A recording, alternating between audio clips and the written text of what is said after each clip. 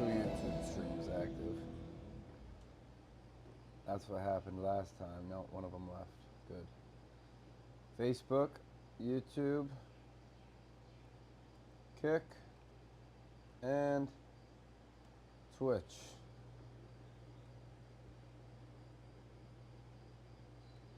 Welcome, everyone.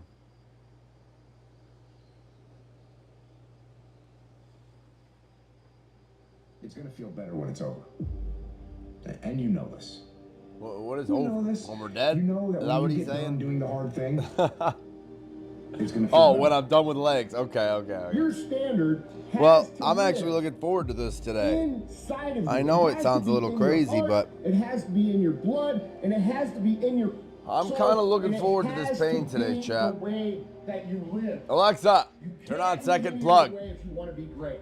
It's about how you move when no one's watching. It's about how you work when you're not going to get applause. It's not about what you do on Instagram. It's about what you do in reality. If you want to be great, you have to be willing to prepare, and prepare. And when a cat has talent, they think they can just walk out there and do what they do with their talent until they meet a cat that's prepared.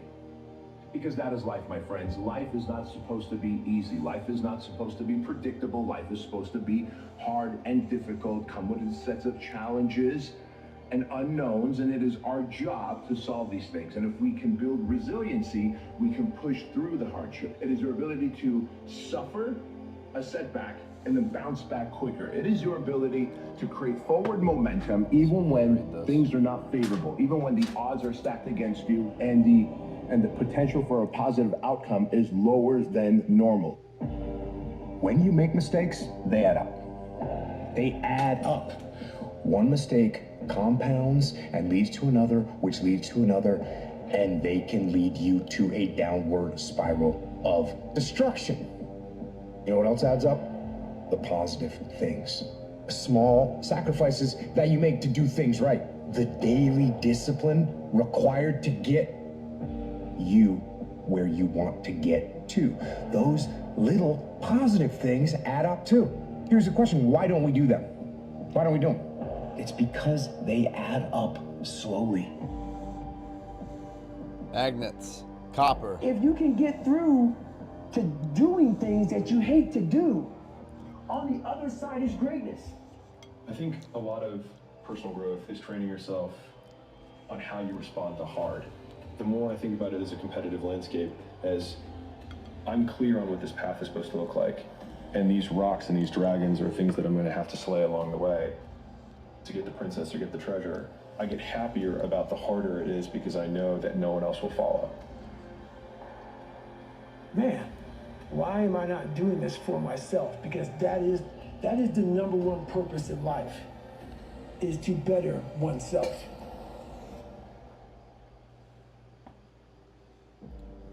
You don't have enough time. And no one does. No one has enough time. It's a finite commodity, and we're all running out of time. And that is why we can't waste any time. Can't waste time sitting around and doing nothing. Can't waste time scrolling through social media. You can't waste time. In fact, what you need to do every chance you get is you need to make time. You need to make time. You need to get up earlier. How can you move faster with more efficiency and maximum effectiveness? Get that sense of urgency and go get after it. I tell the same thing to anybody, no matter what your field is, if you really want it that bad, you'll make it happen, you know? It's not your choice to decide, this is something that I shouldn't have dealt with, well, I don't want to deal with it, I shouldn't be dealing with it. If it's happened to you, and that's it. You're dealing with it.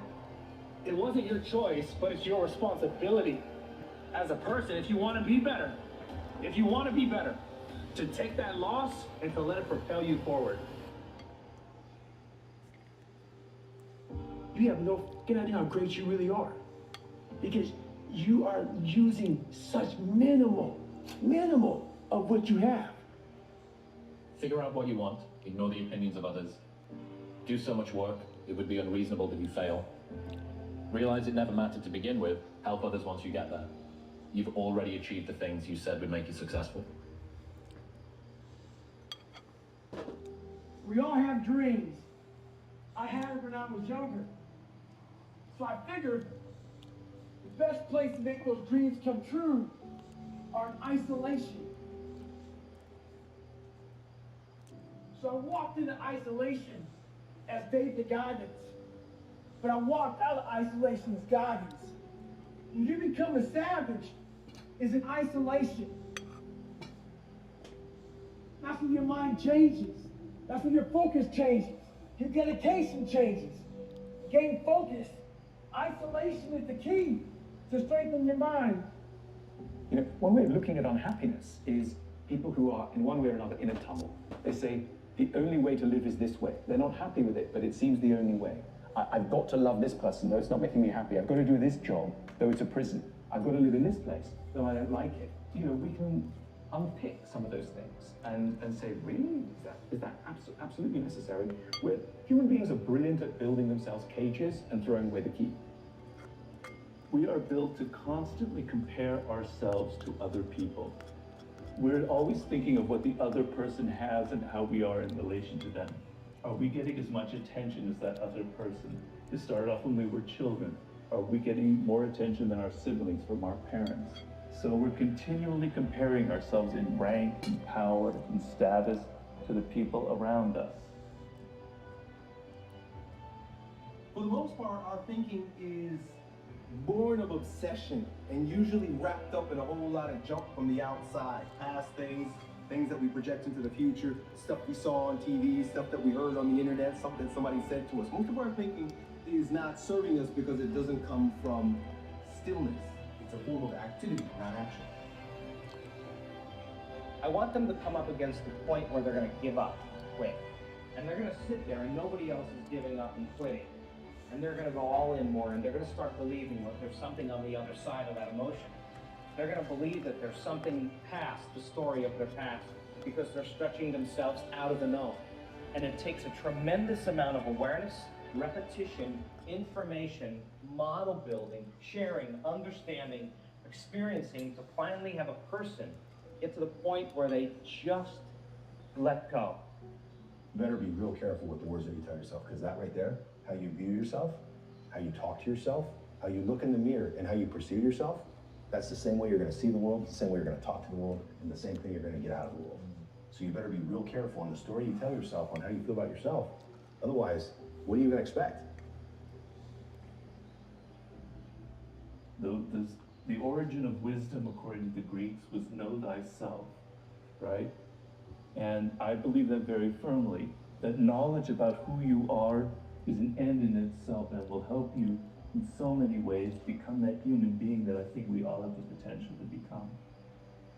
The first and most important thing is that you have to understand that if 95% of who you are is a set of unconscious programs, then the first step is lighting a match in a dark place. If you want to become someone else, you got to become aware of who you are. How you can change your circumstances by changing your attitude.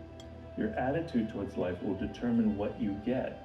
If you're avoidant and hostile towards people, a hostile person will tend to create hostility around him.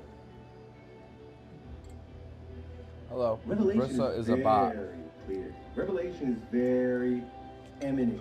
Revelation is what's being no, I don't. revealed to you. What's I would right think in it's front an of your old eyes. dog, If old only beagle. you stop thinking. It's probably just a type of beagle. Breed. But I told myself, the guy that hires me is going to be proud he picked me. So what do you got to do? You got to show up every day. And what happened is I was on this path. Here's that path, which is gross. And all of a sudden, people start jumping off the path. Every time. Kids, drugs, doesn't matter, excuses. I don't care what it is. But if you stay on that path and people are jumping off, you show up and guess what happens? You become the oldest guy in the team.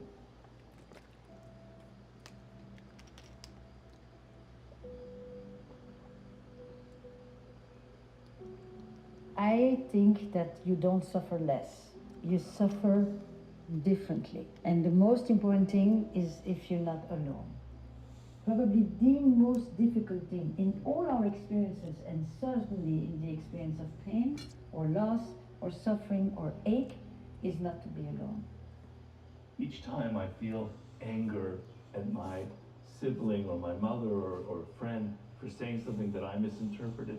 I go, that's your ego speaking. These people weren't saying something that was personal. You just have your ego, which is always getting in your way. Question it. You see, the moment your life will change is the moment that you turn your reasons of why you can't into your reasons of why you can. You learn to love yourself in the context of your relationships with others. It's interactive. You need a good amount of self-awareness, but you also need to be in relationships because it's people who help you become more aware. It's simple. Knowledge, experience, wisdom. Philosophy, initiate that philosophy, master it. Mind, body, soul. Thinking, doing, being. Learning with your head, applying with your hands, knowing it by heart. And this is the journey of knowledge, because when you learn that information and you really study it, you are going to begin to see the world differently because your brain is changing. You probably know Vistaprint for business cards, but did you know we print everything you need to brand your business? We print banners and signs that help you stand out, and must-have merch like tote bags, t-shirts, and hoodies. Right now, new customers can get 20% off with code NEW20, because if you need it, we print it at Vistaprint.com. Imperfection stalks us. I don't think we will ever overcome it. And indeed, the quest to be immortal, to be free of blemishes, to be always correct, to say and feel always the appropriate thing, is in itself a form of madness and wrongness. And I think that we best accommodate ourselves to the conditions of life by accepting in an a priori way that we are flawed, those around us will be flawed, we will make errors, those around us will make errors. We are largely in the dark, therefore we need to go easy on ourselves and be generous towards others.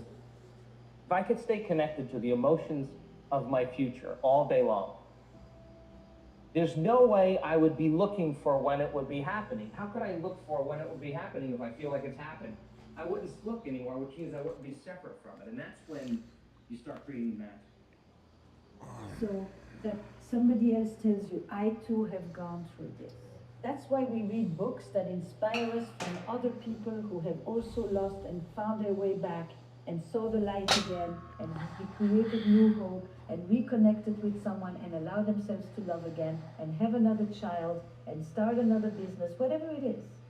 You know, you go through it, but you have a sense that there is that thing called going through it, and that you can come out of it on the other side, that there is hope. You want to love life. You want to love fate. And what fate means, things happen to you you can't control. You didn't control who your parents are. You didn't control what city you were born into, what school you went into. You didn't control whether you were born rich or poor, right? There's much you can't control. It's fate. Accept it for what it is. Stop whining. Stop going, I want something else. Embrace your world, your life. Our fear of death is probably the greatest influence in our behavior.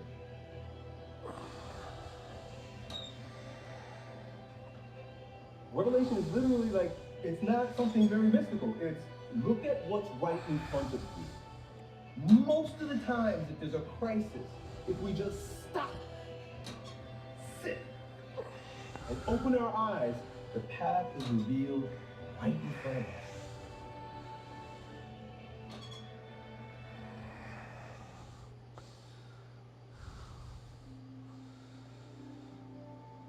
When you think about the human experience, what really matters is not so much your grades or the job that you have. All of these are means goals. They are a means to an end, right? But if you ask a human being to share with you the moments in life that they're most grateful for, all of those moments often deal with inner states. It's falling in love. It's carrying your first child in your arm. It's the joy of like accomplishing your first big win. And all of these are states of happiness, states of joy, states of human connectivity. Power begins from within. If you're aware of who you are, if you're aware of what you're good at, what you're not good at, if you're able to see how emotions kind of govern your life, If you can learn what your weaknesses are and how to control them, you can't ever get complete control, but awareness is almost enough. You know, like if I resist change, if I resist getting out of my comfort zone, how many things in your life have you missed out on because you resisted it? I believe our lives are controlled by one force, decisions. I certainly believe in a force greater than myself. Call it God, if you will, grace, whatever you want to call it, the universe. But I also believe it gives us choices. And the decisions we make control us much more than the conditions we make. It's not the conditions, it's your decisions. Decisions what to believe, decisions what to do, decisions what to give. I say to people, think about, you know, look back 10 years ago, 5 years ago, 15 years ago, and think of a decision you made. That if you would have made a different decision, you'd have a totally different life today. If you turn around and you confront the suffering voluntarily, you'll find out that you are way tougher than you think. It's not that life is better than you think. Life is as harsh as you think. It might even be worse. But you are way tougher than you think if you turn around and confront it. Humility to recognize, you know, what got you here won't get you there, as the saying goes, right? And to say at some point, if you really want to change, you're really stuck. I know nothing. I'm letting go of everything, and I'm sort of gonna relearn as like with a childlike mind. Living my purpose, knowing what my purpose is. If there's a why, I could handle anything. If I've got a purpose, if I've got a reason bigger than myself, bigger than the circumstance I'm living in, bigger than whatever's in front of me, when I have a purpose, I could make it through anything. Pain is pleasure. You've got to make the connection between the physical and the mental. When you work out, it's painful. Well, you know that when you're exercising, when you're running or you're working out or whatever, it hurts, but it leads to something pleasurable. Got to really master this principle of neutrality, which is to go to that place that's not either happy or sad or good or bad or negative or positive. I would call it that spiritual center, that center of all wisdom, you know, source. And then really get clear about, okay, what's that? Purpose is really like a why. Why am I alive? Why am I on this earth? What is my purpose on this planet? Love is the most powerful purpose we can have. There is a myth out there in the world that I call the hustler myth. It says that it's about hard work, that it's about working harder than the competition. It's about busting your back for 100 hours a week. You can hustle or you can surrender into your inner space. And I'm a big fan of surrendering into your inner space. The most important decision you can make above any on the face of the earth is deciding that no matter what happens in your life, no matter what happens, you're going to live in a beautiful state. This mass, fear that's going around is it's not just this physical threat and virus, it's this virus of the mind. Make no mistake about it. The first noble truth of Buddhism, life is suffering. This is true, and it's worse than that because it's suffering contaminated by malevolence. That's the baseline. But the optimistic part is that you are so damn tough you can actually not only deal with that, you can improve it. Each project, each thing that you do in life, you have to kind of create that feeling in the gut like, oh, I don't know if I'm going to be able to pull it off. You got to feel a little bit of that nervousness and that excitement and that sense of I've got to build it now. What you're going through is temporary, and that what's permanent is how you feel. What's permanent is your attitude. You can still be joyful. You can still be happy. You can still be blessed. You have more of a probability of it shifting by shifting your attitude. It means a beautiful state is that you're going to be happy, but that's only one. Or you're going to feel creative, or you're going to be passionate, or you're going to be in awe of something, or you're going to feel love. Any state that's a beautiful state is really the core essence of who you are without fear. Where's your playlist taking you? Down the highway? To the mountains? We're just into daydream mode while you're stuck in traffic. With over 4,000 hotels worldwide, Best Western is there to help you make the most of your getaway. Same thing with your mind. As you ask a question, you start focusing on that, and if you just focus on fear and all that's wrong in the world, that's all you see, because your brain is always deleting stuff. Because there's a billion stimuli that we can focus on, and what gets through that filter that's not deleted are the things that you care about, things that you ask questions about. And so if you're just focusing on the fear, you're not seeing, you become very myopic on, you feel like that's the whole world, and you're not focusing on opportunity, you're not focusing on what you'd be grateful for, you know, or all these, you know, amazing blessings, fortunes in your life, and that becomes reality. You're born pure and fresh and vulnerable and spontaneous and in the moment, and slowly through life experiences and your caregivers, you get loaded with a lot of baggage.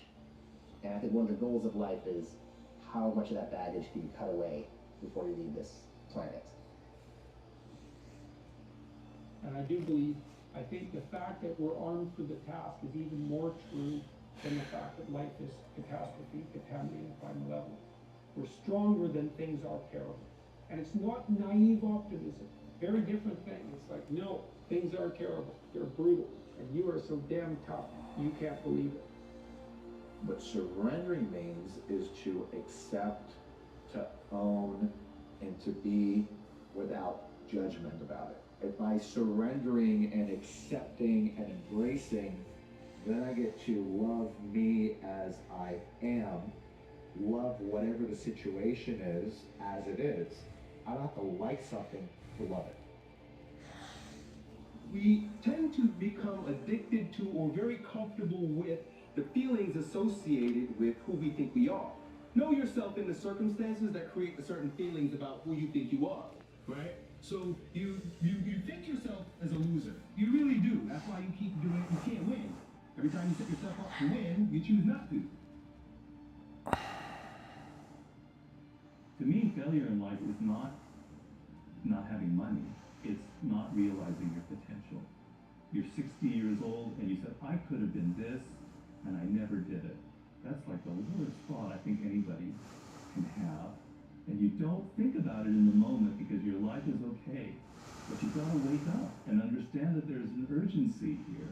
And that if you're not practicing something now, if you're not aware, if you don't have a path towards something better, you're rotting on the vine, and that day of reckoning will come at some point, and it will be painful. You're not going to feel it suddenly, it'll be slow, but it'll come and it won't be good.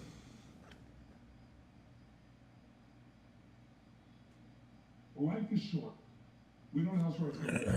So my thing is, why wait, right? Why wait? Why not just decide? My question to you today, my friends, are, and really, I want you to think about this one a little bit. I want you to take your time, really meditate on this. Why are you doing the thing that you're doing? All of us want to feel inspired. We all want to feel like we're a part of something bigger than ourselves. We all want to have some sort of physical and psychological safety, whether it's at home or work. And at the end of the day, every human being on the planet wants the feeling that I can provide for myself and my family. There's nobility in work. And dreams are fine, like it's fun to fantasize, but I think it's also important to just be honest about what dreams are. Is that they're fantasies, they're fun, and so I prefer to kind of take more of a present approach of like, okay, let's pay attention to like, how does this feel right now? How does the work make you feel now? Because I think if you pay attention to that, that's actually what makes great things happen in your life. And I realize frustration is suffering. I get frustrated, I get concerned, worried sometimes. I go, okay, that's suffering. Where's it coming from? What am I stressed about? What am I concerned about? And what I immediately do is I realize the stressful thoughts. Since I've seen Christian Key, I kind of traded one thing. What I really do now is I dig in and I notice that the only time you have stress or suffer is when you believe a stressful thought. My thing is like, as long as I try my best, as long as I attempt it, then, that's not failing. Because there's a lot of people in life, whether it's in their personal life or in their business life, and they sit on the sides and they're like, man, I don't have the resources, I can't build a business. Or I'm not old enough, I don't have the knowledge. Or I'm too old that I can't build a business. And I always tell people I'd much rather be in the trenches. I'd much rather be on the field than sitting on the sideline wasting time and thinking, man, I can't do that. What are you really seeking after? What do you really want? What hole in you, what missing part of you, or what sore spot in you is healed by the pursuit of your goals? You need the problems because that's what generates the meaning. And if you don't have the meaning, then everything just feels pointless. And you're like, well, why do anything? So you need that meaning. It comes back to what I was saying about the stories that we wrap around our positive and negative experiences. Like that meaning is what creates those powerful stories that pushes us forward and makes us feel like our life is well lived. I realized all I had to do was have my that's really, my happiness is so cheap. Because what are the chances of everybody doing exactly what you think they should do the right way every day? So the antidote to suffering, the antidote of loss less than ever is appreciation. I always tell people, trade your expectation for appreciation, your whole life changes. The best leaders are actually the best. The best leaders never think that they're the final, that the buck stops with them. They always believe that they're in service to something bigger than themselves. The majority of not only entrepreneurs but human beings, like we start off with can't. Like the majority of people are like, oh, you can't do this because this, and this. And it's like humans are very disempowering creatures. Like if we don't catch our thoughts, if we don't catch our patterns, if we don't catch the things that come out of our mouth, if they're negative, like we get switched at. What really matters is the relationships with the people in your life. If you don't have people close to you to share them with, or to support or help support you, pretty much anything will eventually feel empty. Don't confuse humility with meekness. Humility is being open to the ideas of others.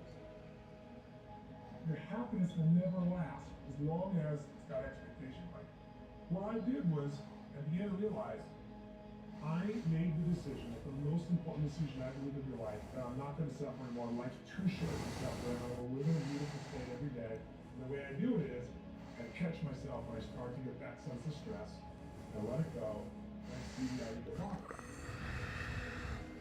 To me, self-confidence is measured, and there should be a degree of doubt.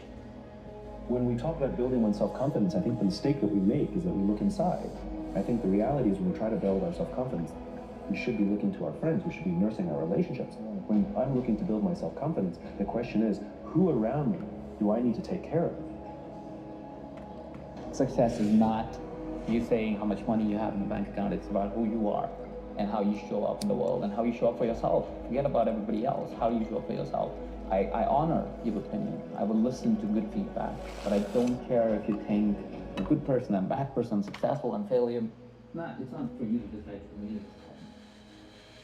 They'll complain about being burnt out, or they'll complain about being tired, and I don't think necessarily in every case that we're burnt out or tired because we're doing too much, but maybe we're doing too little of the things that really matter, that make us feel alive.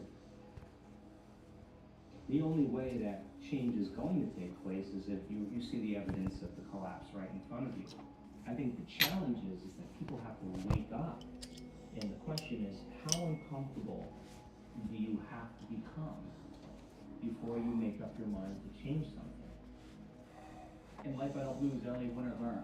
Like if people can realize, like so many people think like they've lost, but like if you just pull one piece of information that's good, whether it's a different perspective, extracting knowledge, a different way to go about life, a different way to not fall in your face, like that's winning. Appreciation, love, and joy destroy suffering. You can't be grateful and angry simultaneously. It's possible. You can't be worried, fearful, and grateful simultaneously. So I tell people gratitude is one of the emotions to cultivate that will destroy the suffering.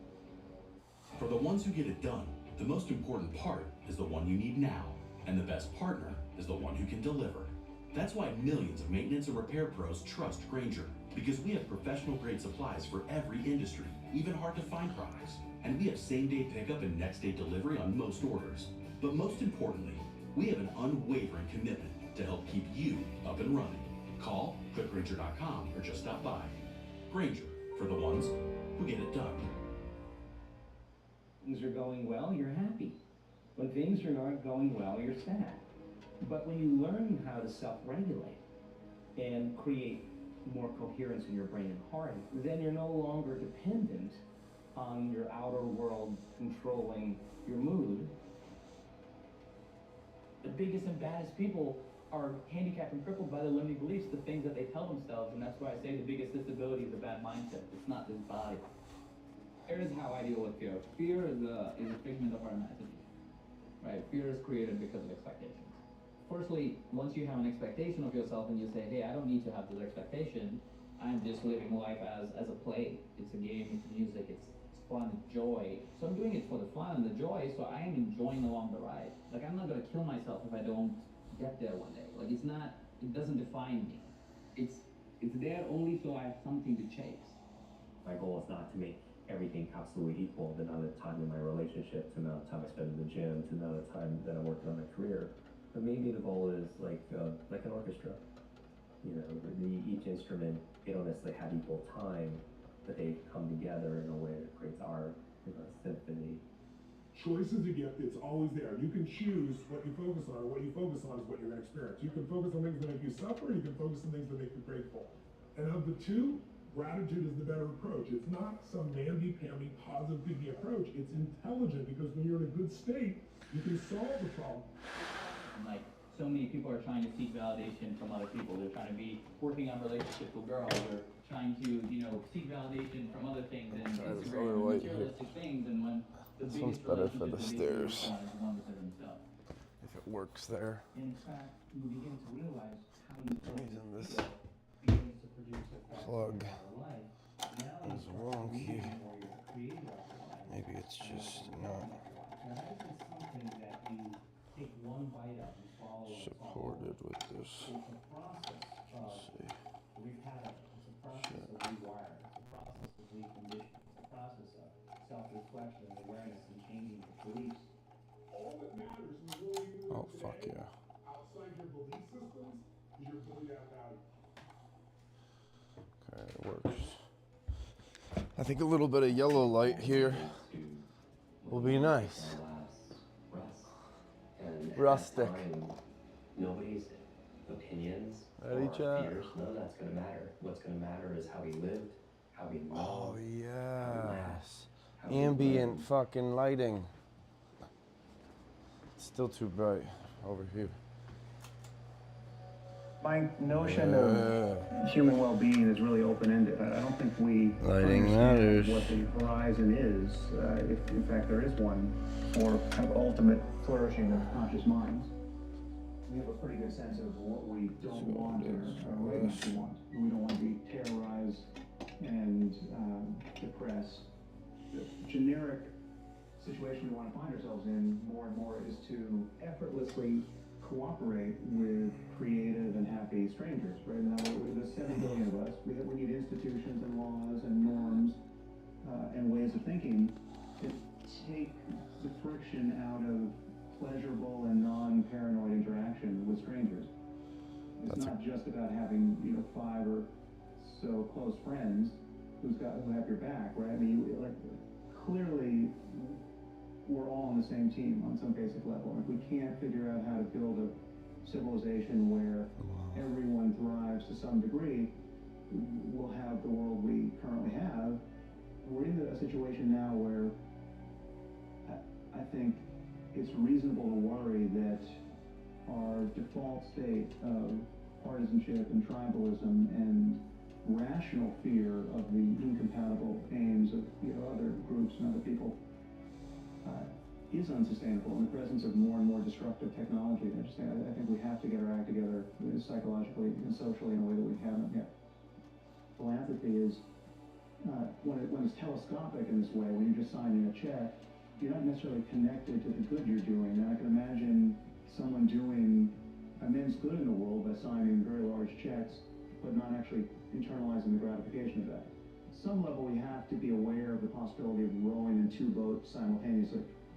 Is what the effects are in the world of how we're living. So we want to have a good impact on others, but we actually want our conscious conscious states of psychological pain and pleasure to be mapped in some rational way to the kinds of effects we're having. Having our beliefs map onto reality to some degree is obviously good, because if they're not, you're just bumping into hard objects. Your map is completely wrong, you are bound to suffer, right? So we have to be in a situation where radical ignorance can't be bliss.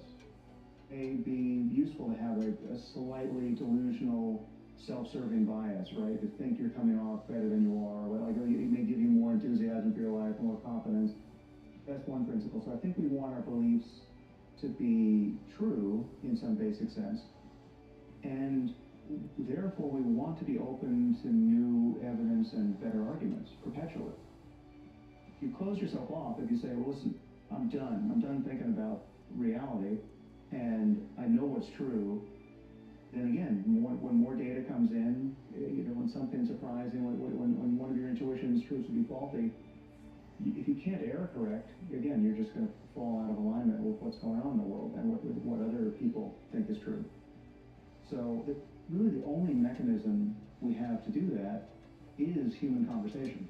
We have to be open to having other people point out errors in our thinking, and we have, in the conversation we have with ourselves, we have to do likewise.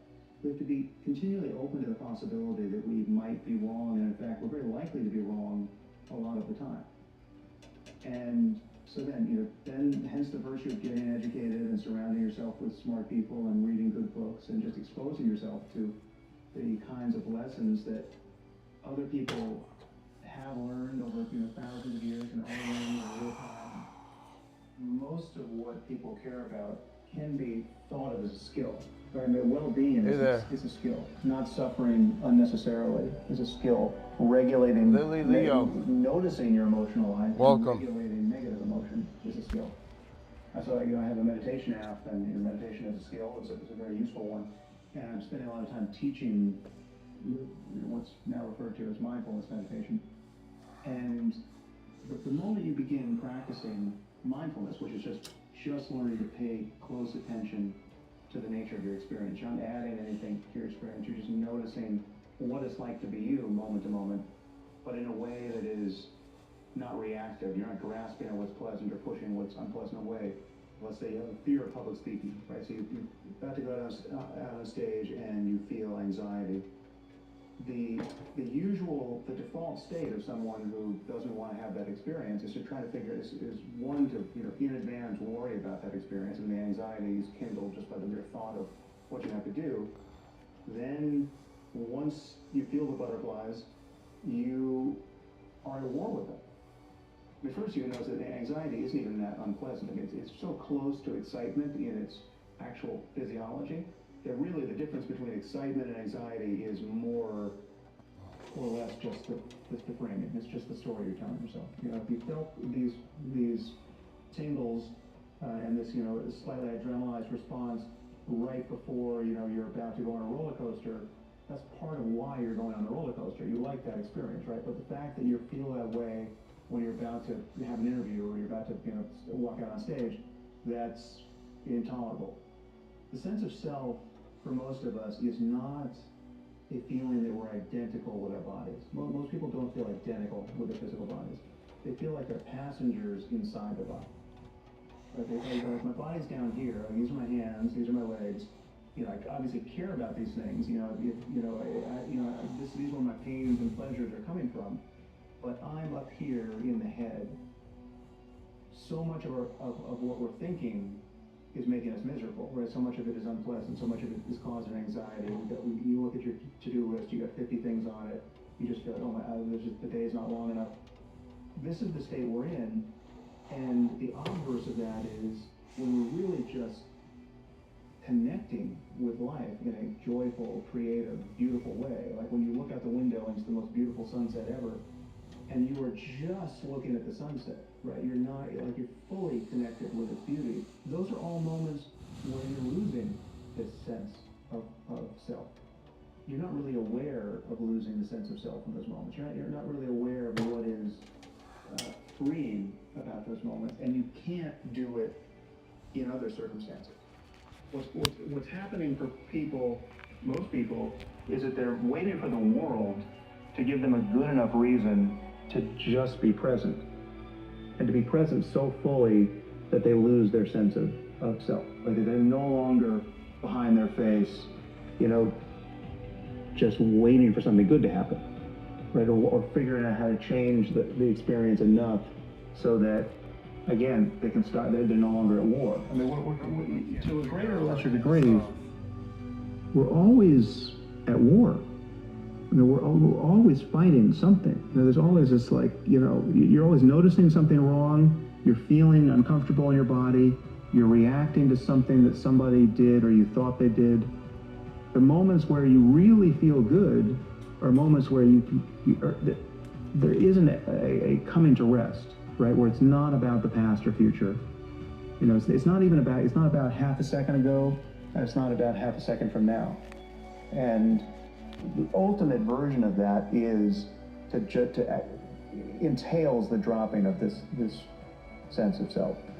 For me, flourishing is a matter of spending your time pleasantly and happily and creatively. Every moment when someone asks you, that last hour, that last day, that last week, that last year, do you feel good about that? Was that a good use of your time? That remembering self, that retrospective gesture, that's where people worry about things like meaning. And the remembering self is the self that you're talking to when you say, are you satisfied with your life? Whether you're asking yourself or someone's asking you. The answers that are available in those moments really determine whether or not somebody has a kind of global life satisfaction, whether they have meaning. But the experiencing self, the self that is just going moment to moment, feeling pains and pleasure, and just dealing with this very short, time horizon. I think that's fundamentally our real self. Use of negative imagination, where you think of all of the bad things that haven't happened to you. So if you're just, if you're stuck in traffic, driving to the job that you don't like, and you're frustrated, you can think of all the things that could happen to you, right, that haven't, and if any one of them happened to you, you would consider your prayers answered if you could just be returned to this moment, right? Like you haven't been diagnosed with cancer, right? You've got two young kids, say, you want to live to see them grow up, and you could be the guy who today is going to find out you've got 2 months to live.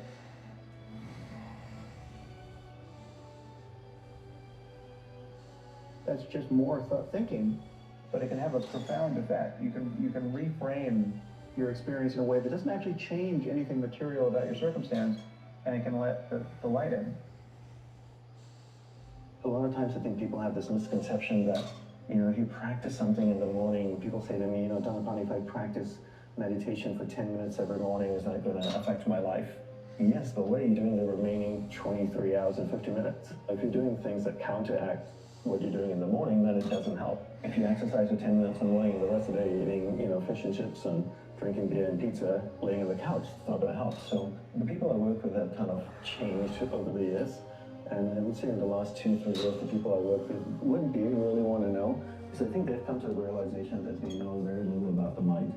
They're experts in their areas, but they know very little about the mind, and they really want to understand the mind better so that they can leverage their mind to be even better at what they do. All of them want to leverage themselves better, and they feel like they have a lack of understanding of how their mind works.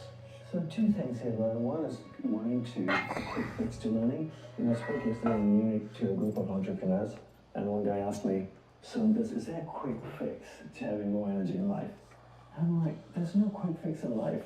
That's the first thing you have to understand. And I think technology trains us to think the quick fixes. So I can go on my phone, I live in New York City. Last week, I went on Amazon, ordered something at 10:30 at night, and the next morning at 8 o'clock in the morning, FedEx buzzed my door and it was there. It's crazy, right? So I can get things instantaneously through technology, and then because we're so trained to getting things as soon as we want them, that we apply that to our life. And we think that, we can change overnight, and then people out there selling hacks. There's this hack, there's that hack. How are we going to hack this? How are we going to hack business? How are we going to hack the mind? How are we going to hack the body? But it doesn't work that way. You have a child, and your child is growing slowly and learning slowly. There's no way to hack your child. Can you make your 3-year-old boy, right? You had a 3-year-old boy learn walk faster, learn triple integrals by tomorrow. Why don't you hack him? It doesn't work, right? And then why as adults do we think we can hack everything? It's not sustainable. And then the other thing about being a teacher is that, you know, that's another thing that's being sold out there. Besides hacking, it's like, you know, let me certify you to be a yoga teacher. Let me certify you to be a life coach. I know you're 19 years old and you've never had any experiences in life, nor have you achieved anything that pushed you beyond the limits of your imagination. But let me certify you as a life coach after a 3-day weekend program. And I think when you go with the idea that I'm going to learn something and then take that content and teach it, you never really learn. When I went to the monastery and to learn from my guru, I went purely to be a student. First of all, I went there with the knowledge that I knew nothing. I wanted to learn from him, and then once I learned from him, my goal was to strive to implement everything as best as possible. I have zero intent to teach, right? And I feel when you take that approach, you learn the best. And some of the people that I work with purely have that approach. They have zero intention to teach. They just really want to learn. And so when you go there with that intention, then you learn really well. Like we were chatting earlier, you know, if someone wants to learn martial arts, they want to learn the quick swirl 360 kung fu kick in the air or something. You know, no one wants to go and do the hard work. And that's all about the quick fix. You know, how can I get from A to B as quickly as possible? And it's not only about training the body, it's about training the mind too, right? The mind needs to adjust, and the mind is like a muscle. It needs to reshape itself to be able to take on a new way of thinking and a new way of behaving, and, you know, progressively hold that new shape. And that only comes through repetition and patience and slow, hard work of doing the same thing over and over again. And I think so many teachers out there are selling quick fixes, and because they have never been trained themselves properly, so they've got a quick fix learning to get from A to B, so then they go and teach a quick way to get from A to B. Yep. You know, Oh, shit. Learning and developing itself over a period of time is what really creates mastery in a certain level. You get used to being comfortable. And that's the problem, right? You know, you stay in an apartment for long enough, you stay in the city for long enough, you're comfortable, you know where to go buy your milk, your bread, you know, your surroundings, you get comfortable, you get used to it. And, you know, one of the biggest teachings he taught me is about awareness of the mind. You're not the mind, rather you're pure awareness traveling through different areas of the mind. And your goal is to take your awareness from your conscious mind, move it through the conscious mind, through your subconscious, into the superconscious areas of the mind, which is the most refined areas of the mind to experience deeper in the states, and ultimately self-realization, God-realization.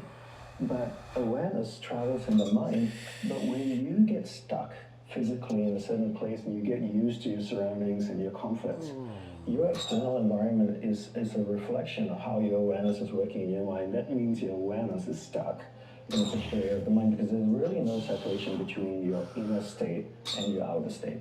And what he was teaching me is that by moving me around, making sure I never got comfortable long enough one place to stay attached, he was teaching me that to not allow my awareness to get stuck in a particular area of mind and in a particular area of the mind and stay in a rut. And that I could actually climb out, break my awareness free from a particular area of the mind, really grab hold of it and take it deep within myself and experience deeper states of mind. And I mean, if you go on most people's timelines, a lot of people's timeline, it's amazing. You can scroll through and it's just there's 1,000 posts, and there's 999 pictures of themselves, selfies.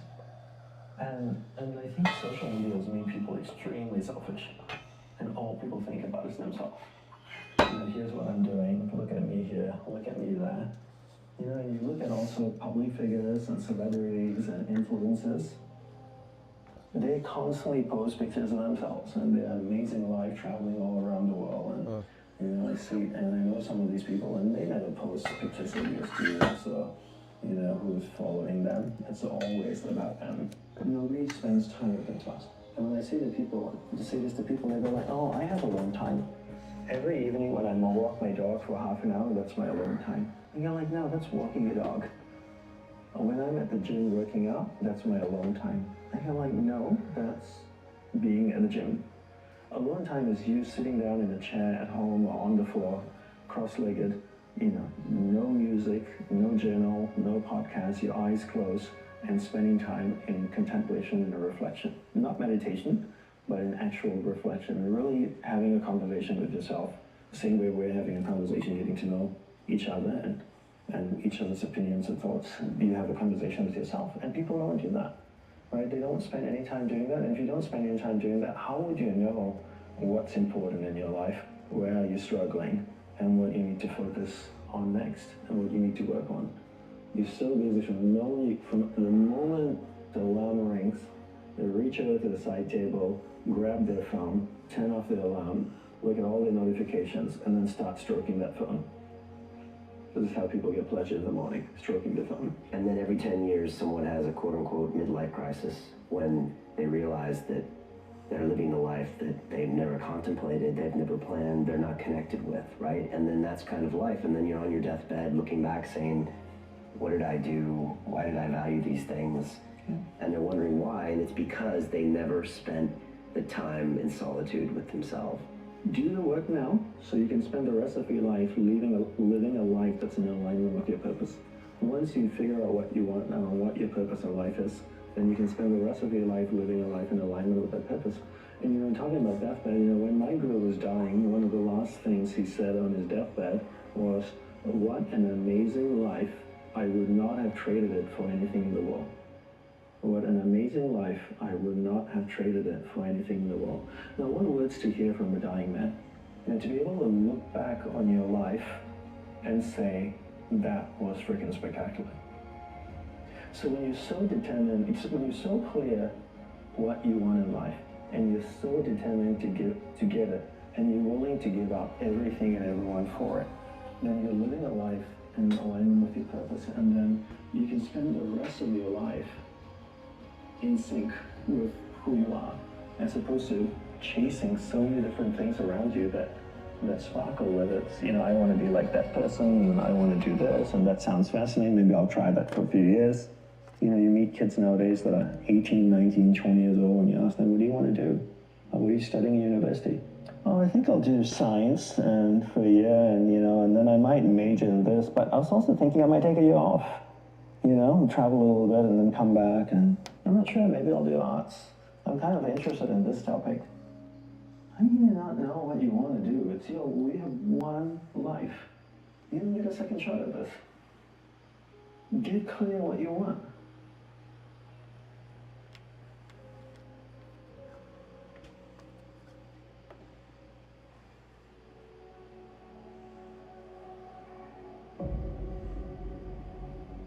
Everyone has got three things wrong. The number one is I'm not enough.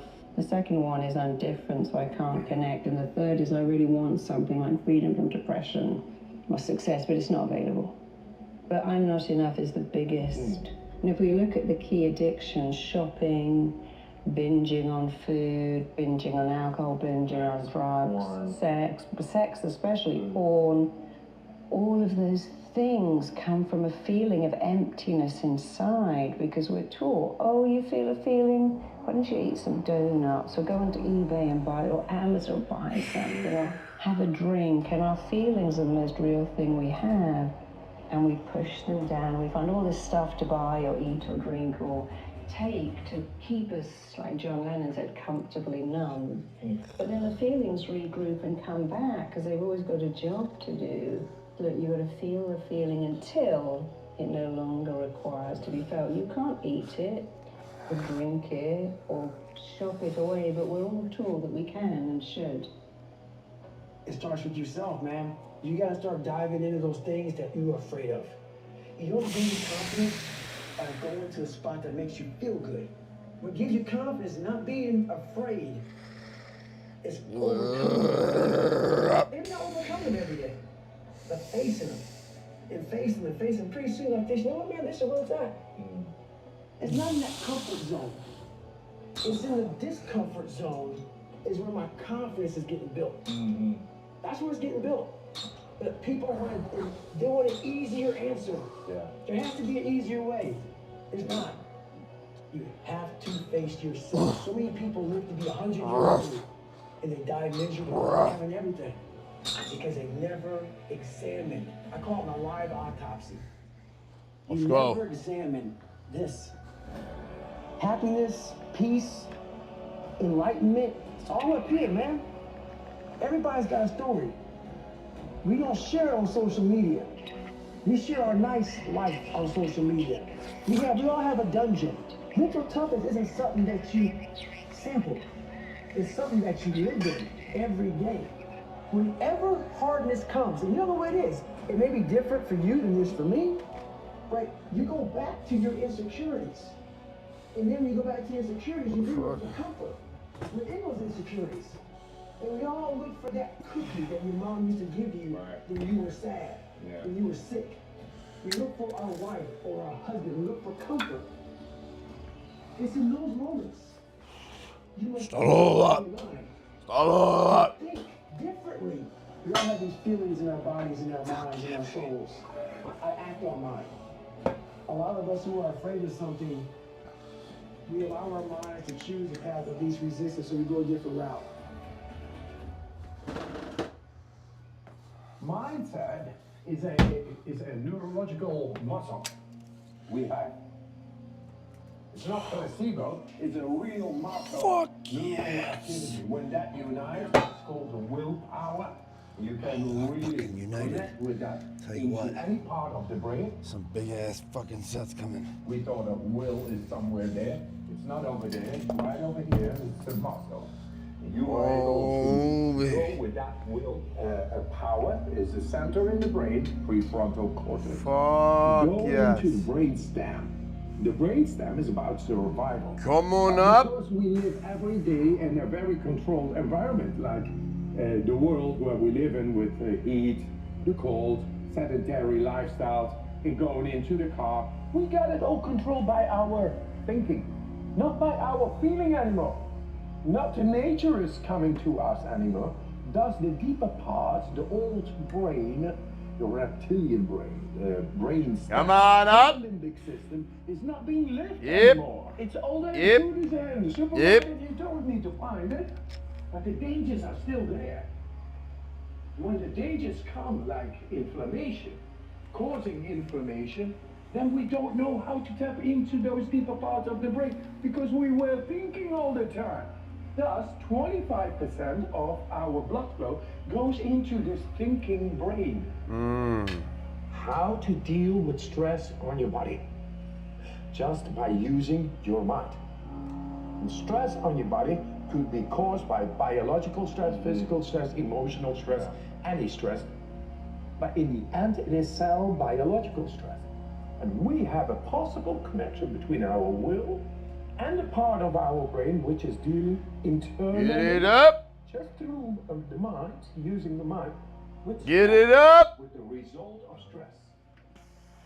Where normally we get into depression or anxiety and fear, trauma, PTSD, psychosis, all those things, it's because we don't have a hold on those key components of those autonomous processes. Autonomous is outside of the will, now it's inside of the will, shown in the brainstem, and that to regulate your mood or the emotional self. To bring people to the awareness that they are in control over their beautiful emotions through their beautiful mind. And a lot of people are suffering in this world. That we have an ability to tap into the deepest part of the brain and solve all the matters related to mental disorder and having no control. And there is no pill, no medicine involved. It's your own awareness, your own power. All makes your mind still. You cannot picnic. You cannot think about yours or about your mortgage. Lightweight. I'm making money. Very nice. Great. But I don't want pills. I don't want medicine. I want happiness, strength, and health. If you happiness, happy, how much money strength, do you need? and health. Love is the greatest power in the universe. If you are in love with somebody, then you fly. Nobody can stop you. So that love is the biggest one. And that love you got not only for your woman, you got it also for your children. You got it for, and you should have it for nature. Because then you don't even need to respect. You love it. You're not gonna damage it. And we lost that because we lost the connection. We should not be individualized through schooling to become a tough motherfucker hitting with the elbows to the others because you got it and you become strong during. That's not strength. That is Fucking monster. Strength is where we help each other to become the best of ourselves. Fear only exists because we are too much into our time-space little area, narrowed consciousness. When in this narrowed consciousness, in the future, things will happen wherein you will have to go to another part of the brain to solve the matter at that moment. Those are the right lessons, but it is too narrow. So that's why the fear comes in. And the fear says only one thing. Go to me and find out why I'm here. It's a signal. Like pain is a signal. Can't find the calculator, don't want to use my brain. The cold is merciless but righteous.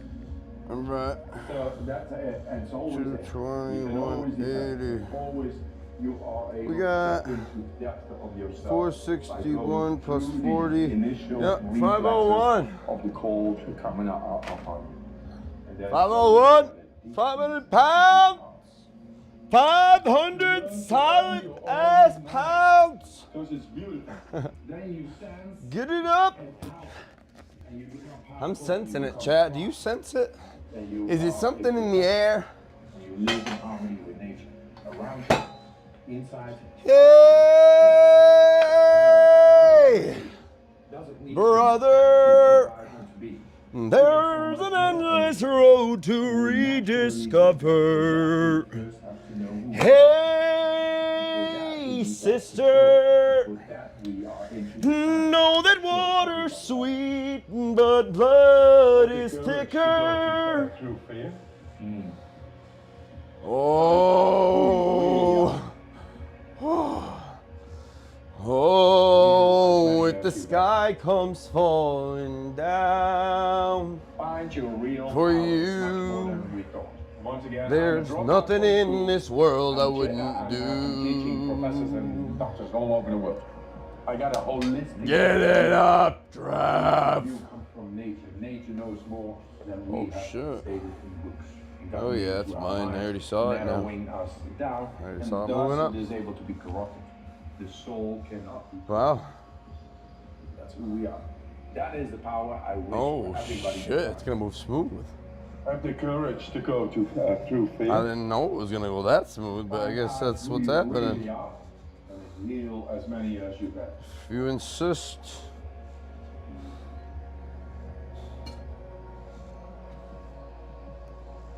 Gotta get it up. Chat. You think I can do this?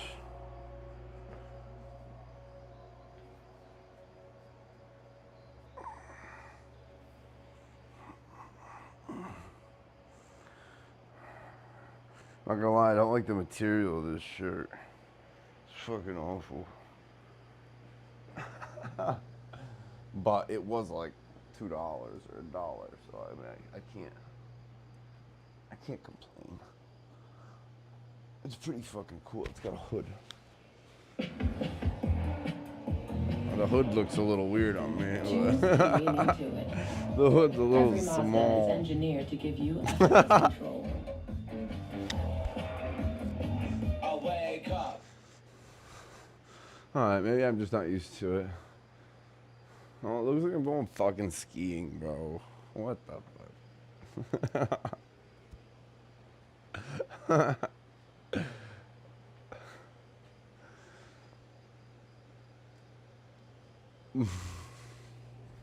You know, I love cannabis. I know others don't. And I've had my mixed feelings upon giving it up permanently. I'll take more temporary long breaks. But I don't know. I see a lot of 80-year-olds smoking cannabis still on social media, and they're doing fine. They seem happy. I might be one of those people taking a few hits in my fucking late years. I'm okay with it at this point. Because I feel fucking good, and I'm about to hit 500 pounds. Oh, shit.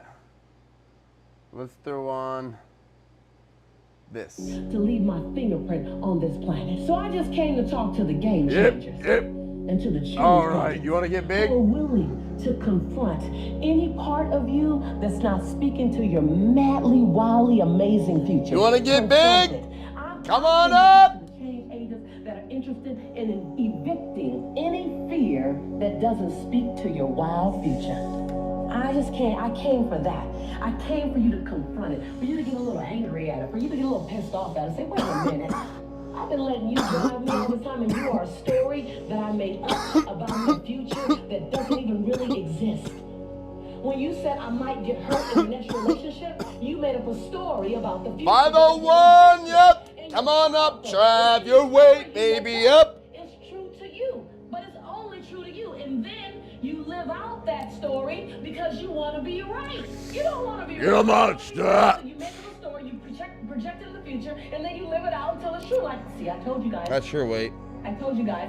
You'll like work really hard to make that story right. Don't fucking think, Trav. Up. To invite you to design a new story. I stopped by to remind you has always been in your hand. That no one else can write your story but you. Give me a fucking eight. And I don't know about you, but I want to write a story that when I get ready to sit down in my final years and there's nothing else I can do, I go back and I just want to read my story. And I go, wow. I remember when I was afraid. And I know the next Big dog, wait. I jumped anyway. And then I read the next chapter and go, whoa, that really scared the heck out of me. And I know what's going to happen on the next page. I did it anyway. I want to write a story full of leaping and running 501 and times and 10. And playing full out and falling and skinning my knees and scraping my face and hurting my heart. Because if that's the only way I can hurt and fall and scrape is to play full out, then I'll take the hurt. Because what I'm really afraid of and what you're really afraid of is getting to the end of your day, to the end of your life, and having something left to give. Who doesn't want to? Who doesn't want to what? Oh. Throwing that right around. God damn, he says. Well, I did make that look pretty fucking light, didn't I? That was 501 for 10. And to be honest, I had more. I had more, bros. But something in me stopped at 10 because I was like, let's go up one more. Let's go a little bit heavier. We have the power in us today. We're feeling aligned. Extremely blessed, grateful. Why not throw on a little bit more weight? We've got these 10s on the outside right now, but I think we're gonna replace these with some 35s. And then we'll go from there. I thought you were going to do 12. Yeah, I could have, but I've been doing sets of 10 on every prior set. So 10's my number today. I switch it up. I have some days where I go sets of 15, even 20. I've done sets of 50 on drop down sets. But when I'm going up the pyramid, I'm not focused on extreme muscle exhaustion because that will blow out your central nervous system and not allow you to get to your maximum range of progressive overload, which will help acquire muscle growth over time. So I think strategically when I'm training, I'm not trying to blow everything out and focus on numbers to impress anybody or myself even. I'm feeling it out, getting a good blood flow and range of motion going, and working my way up to my top sets On the way back down or during squats, I might increase the rep range. But for right now, I'm not focused on high reps. This is high weight. I might even do just 5 reps or something here, or even 1 to 2. I gotta feel it out. You don't want to fuck with your lower back, but you also don't want to be a little bitch and worry too much and let your fearful thoughts hold you back. So you gotta find the difference. All right, 461 plus 70. That's 531. Why not throw the 25s on? Fuck.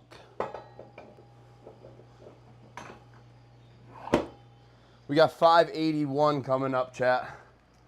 Are we ready? 581 solid ass pounds.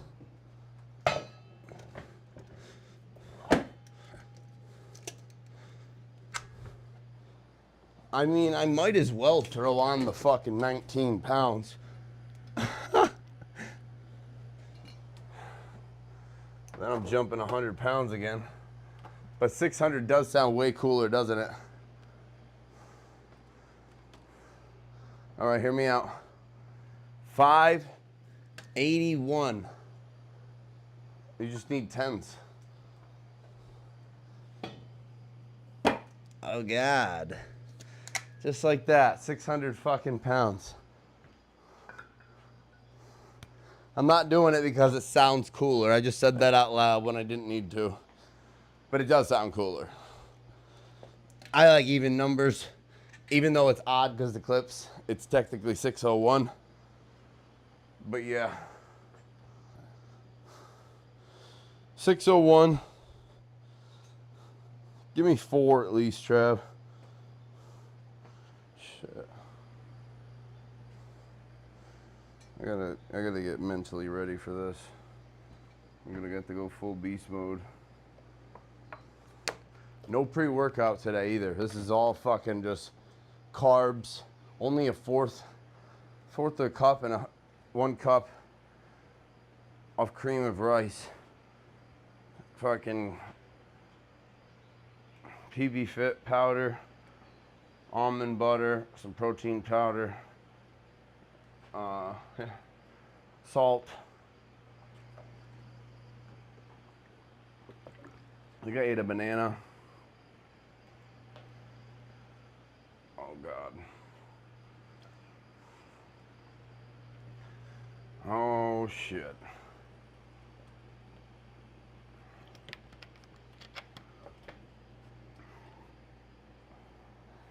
Well, this is about to happen. I almost said or it's not, but it's gonna happen. There's no doubts. Come on. You've done this a million times. I don't care what you've been through. You're always stronger.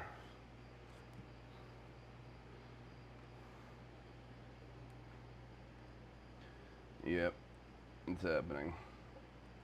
Grateful, F-E-A-R. No, L-E-S-S.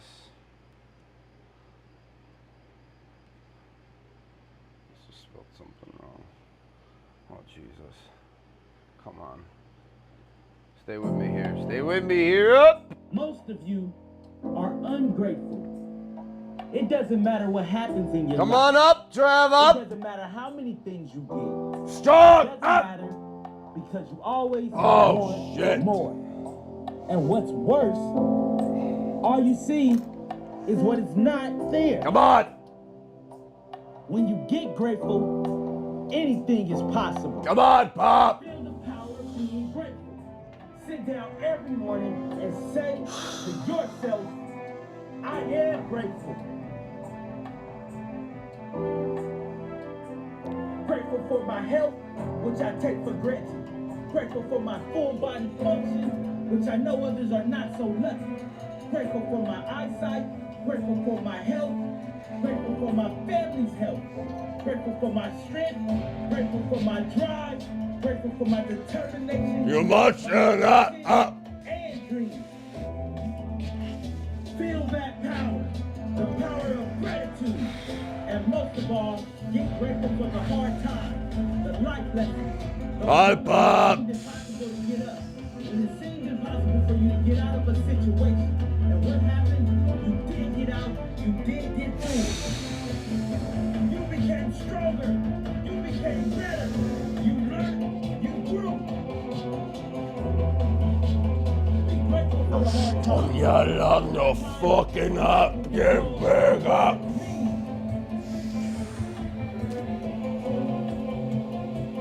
It's gonna be a... The journey is what makes everything so much more valuable. Without the lessons and hard times, I would have never have been able to grow my character what it is today.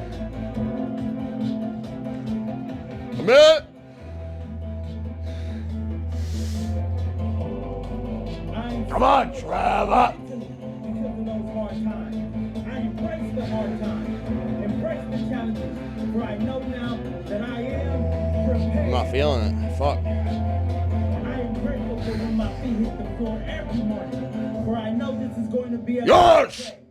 day, the best day ever. I will be at my best. I am ready. I am grateful for my character. Yep. I am grateful for my courage. God, it's I here. am grateful for my Fucking do it. I am grateful. God. I am grateful for my ambition. In the ordinary, I see the miracles unfolding in every moment of daily life. I'll take it 3. In my own life. Holy shit. And I am grateful.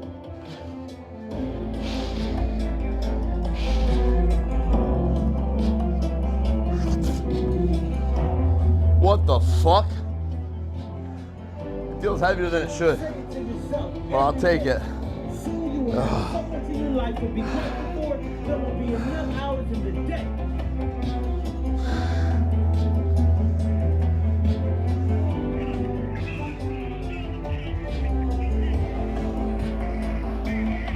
You have something special inside. You can have and be anything you want in this world. Just find your purpose. Let nothing stand in your way. You will achieve greatness. Holy shit. Oh. Oh my God, I'm a fucking monster. Yeah, something said no, just put it the fucking weight down, bro. I had to listen to it. 601 times 3. I'll take it.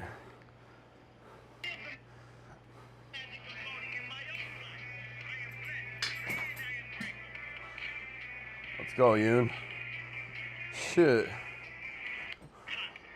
What do you guys want to see? How about this? 501 for 12 now. Feel that? That's what I was talking about. You drop the weight, but you increase the reps on the way down the pyramid. I used to be able to do 700, 800 pounds here. So it is upsetting that I can only do 601. I say only. But you have no idea what the fuck I've been through to even get back to this. So that felt great, and I'm proud of myself. There we go.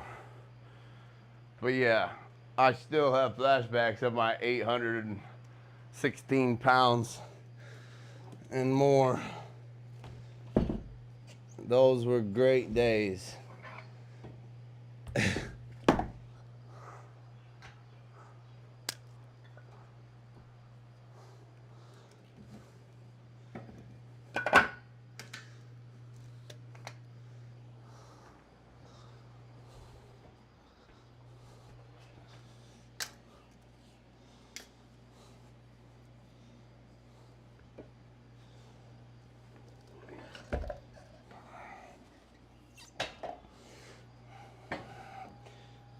I don't even know if I want to squat now today, though. I said fucking deadlifts and squats. That just fucking taxed my central nervous system. I'll tell you what. I'd use everything in my soul for those 3 reps. So squats are not sounding good, but I might still push through them because that's what it takes a lot of the time. We'll see how we feel after this.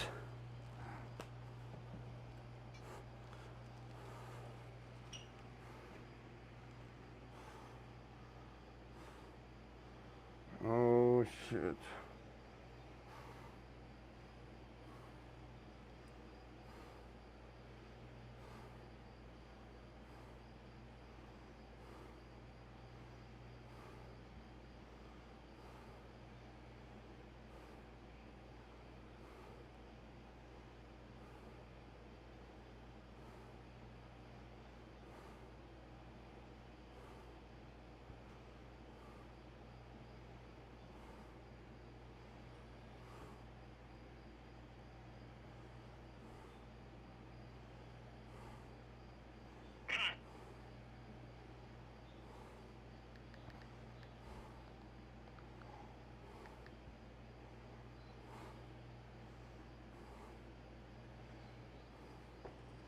Cute pic. Flashbacks. 600 pounds is 3 times my body weight. Same. We're about the same weight. I'm like 200 pounds also. Well, this is 5:01 and we're gonna get it for fucking 12, chat. We're gonna do it together here. Let's turn this off. Oh fuck yeah, that's the lighting.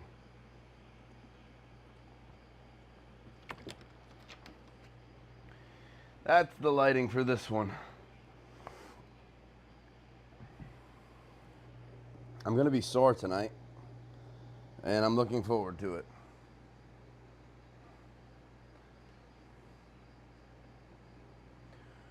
Come on up. Come on up, big dog. Here we are.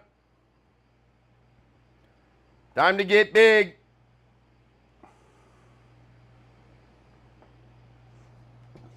All right, chat. This is a big fucking set here.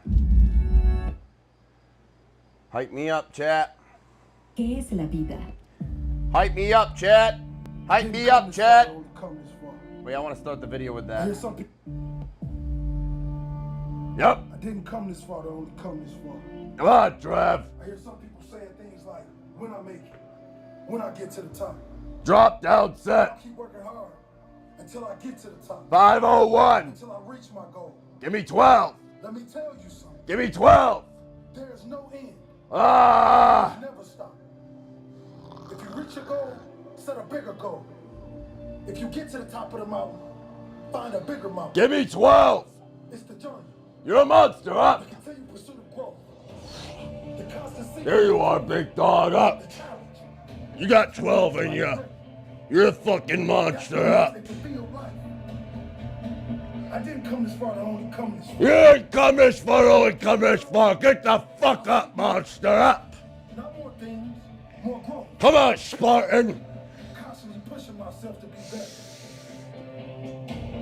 I didn't come this far. Bastonia. I came this far so I could be strong enough to go further. Ista. Ah. So I'll be good enough to push myself hard. This is just I'm proud of myself.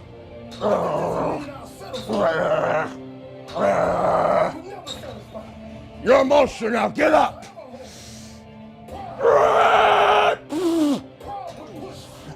Get big, Trav! Get big! Get big! Ah!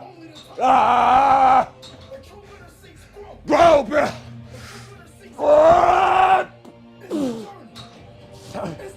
You're a fucking monster! You're just getting warm! Ah! It's the challenge that makes the great. Let's go! You can have a champion athlete without great competitors pushing them all the way. You can have the greatest of all time without champions pushing them all the way. It's the journey, the process that makes the greatness. Fuck yes! I don't even know how many it was. Ah. Ah. Shit. I gotta count it. I gotta count it. Did anybody count? Oh shit. Whoa. Oh yes. What the fuck just happened? It was too funny. I didn't count. How's that funny? I guess life is perspective. I don't take anything personally anymore. But there's nothing fucking funny about that. I can disagree with perspectives. That's legendary. That's fucking, I'm watching it right now. You don't have to scroll back. 1, 2, 3, 4, 5. Come on, baby. 6, 7, 8. Funny is not the right word, buddy. 10, 11, 12, 13, 14. Come on, big dog. Yep. Get up. 15, 16, 17, 18, 19, 20, 21, 20. Oh, he's not done. He's not done. 22, 23, 24. Fuck yeah. 501 for 24. Funny?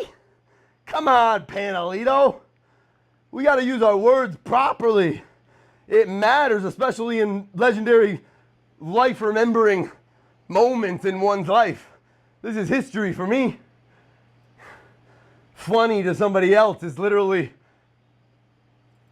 a life-changing growth day for another. 24 fucking reps for a drop-down set. That's amazing. I've probably done like 40 something in the past, but still, I had sciatica 3-4 times. Panelito's in a laughy mood today, I guess. He doesn't want to put in the work.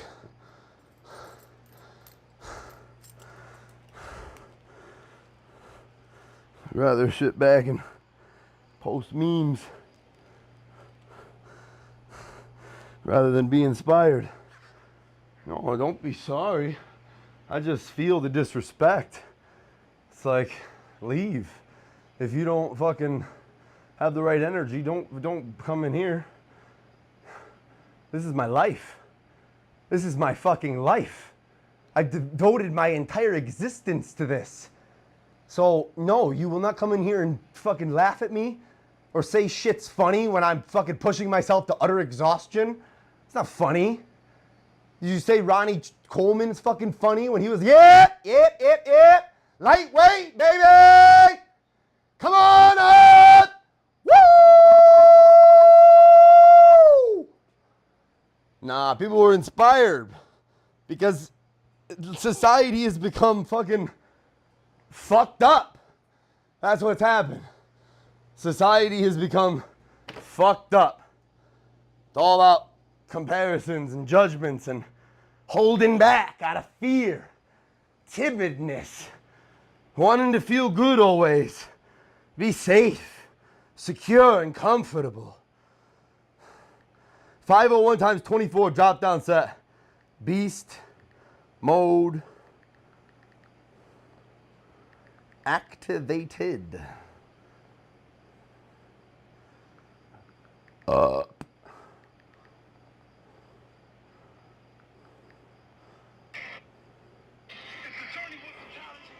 There we go.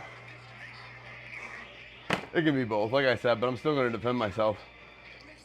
My original statement was you're allowed to have your perspective, as you are. I don't change people. But this isn't fucking funny to me, and I need to get that across the right way. And so people who choose to fucking take this journey know that there is nothing funny about it. This is hard work and pain. This is sacrifices and fucking purpose. This is not for the weak-hearted or the weak-minded or the faint-hearted. This is discipline. This is for the big dogs. The puppies can fucking stay back and watch and bark. Their yappy little barks. We'll be fucking howling on top of the fucking mountaintops. You hear me? I know you do. I'll be right on the next fucking high peak, baby. 20 fucking mountains uphill. Every fucking high peak around me I'll conquer. One after another. Multiple a day even. I am a warrior. I am an alpha. To do anything I set my mind to, when I imprint it deep within my subconscious brain, nothing and no one can get in my way. Nothing can hinder my progress to the top. No one, no weapon formed against me shall fucking prosper. 'Cause I got God on my side. And you know what time it is? It's time for the next set. If you want to be the best, you must outwork the rest. It goes without saying. The greatest work harder than the rest. They train harder. They learn more. They put themselves through. Come on, get under this bar with 501. I promise you, the yappers, they aren't the ones fucking getting in there and fucking repping it. The ones who get inspired, the ones who sit back with a nonchalant nod of respect. Okay, big dog, I see you. Those are the big dogs that'll step into the arena.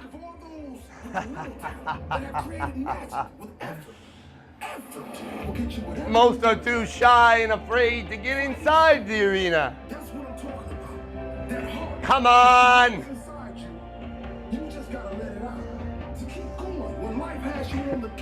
There we go. Tucker Fitness, guys. He's the gym bro king. Lifting heavy weights. Here the iron ring. With a bicep curl and a protein shake. He's the dude you watch for motivation's sake. You think that 501 for 24 would tire me, right? You think I'm tired from this heavy load pressing me down, trying to crumple my spirit? I look at this weight with zero fear.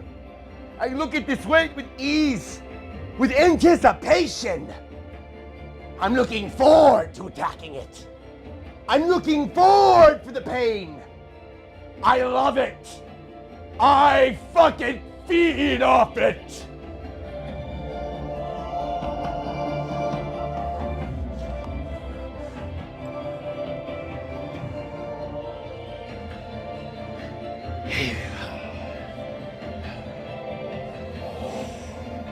Remember who you are. Let them fucking talk. Let them grab their motherfucking popcorn.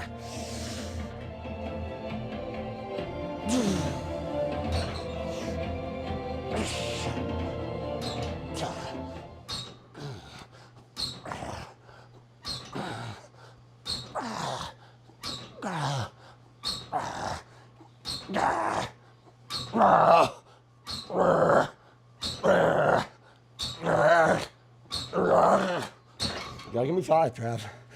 You gotta do it. I know it hurts. Up. Yep. Up. Up. Up. Monster. Oh, that's 20. Yeah, big dog. Yeah. Woo. Feels fucking good. Yeah. I fucking love it. Fucking love it. Yeah, baby. Oh. Estonia. Oh.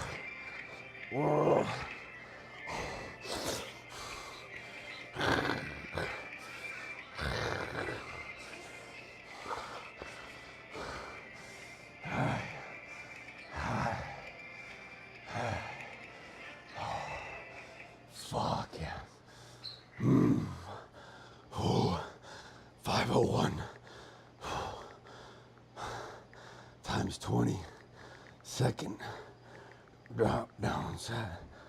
Oh, there you are. Oh my God. Jesus. Oh, I felt that one.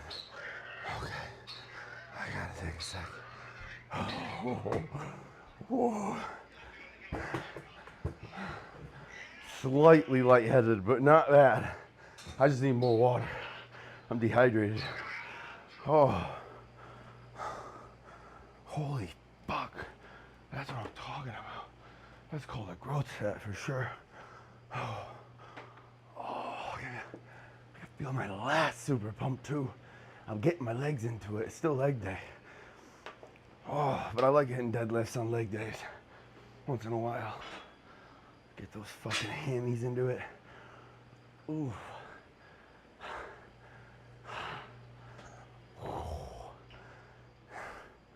That felt amazing. It might be time for squats. Might be time for squats.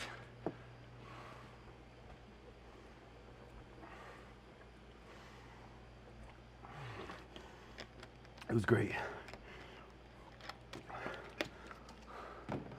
Might go back out there and read more tonight. Fuck yeah.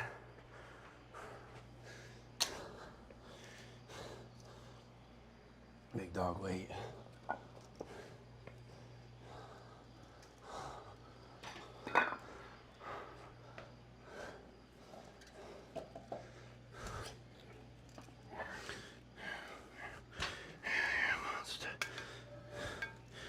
So you'd think it would be absolutely insane to do what I'm about to do.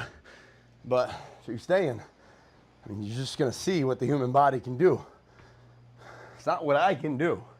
It's what the human spirit combined with the heart. And when you materialize your soul, your spirit, and your mind together, you can do incredible fucking things that you didn't even think you could do.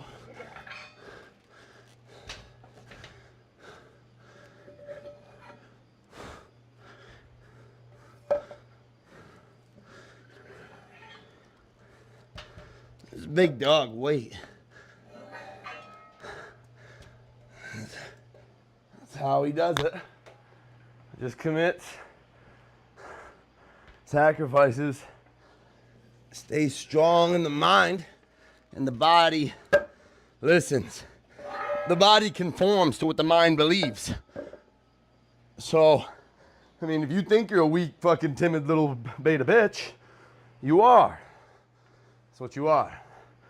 But if you think the opposite, even if you have some attributes that say otherwise, you'll change. That's the power of this reprogramming the subconscious mind to what spirit needs.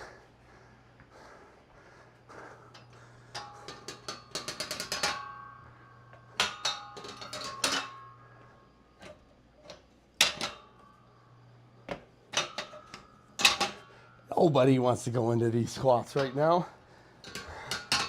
Nobody in their right human mind, nobody really wants to go into these fucking squats right now, okay?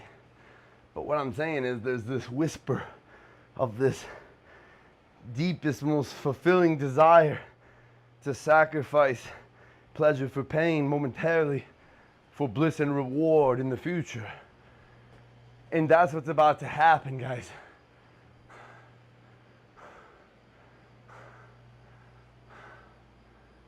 Let's go. Yeah, it felt amazing. What the fuck are we doing? We're doing squats. We're gonna throw this on 20 minutes.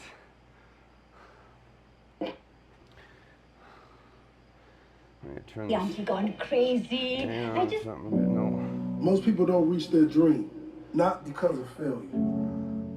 Most people don't live their dream because they give up. Oh God, yeah.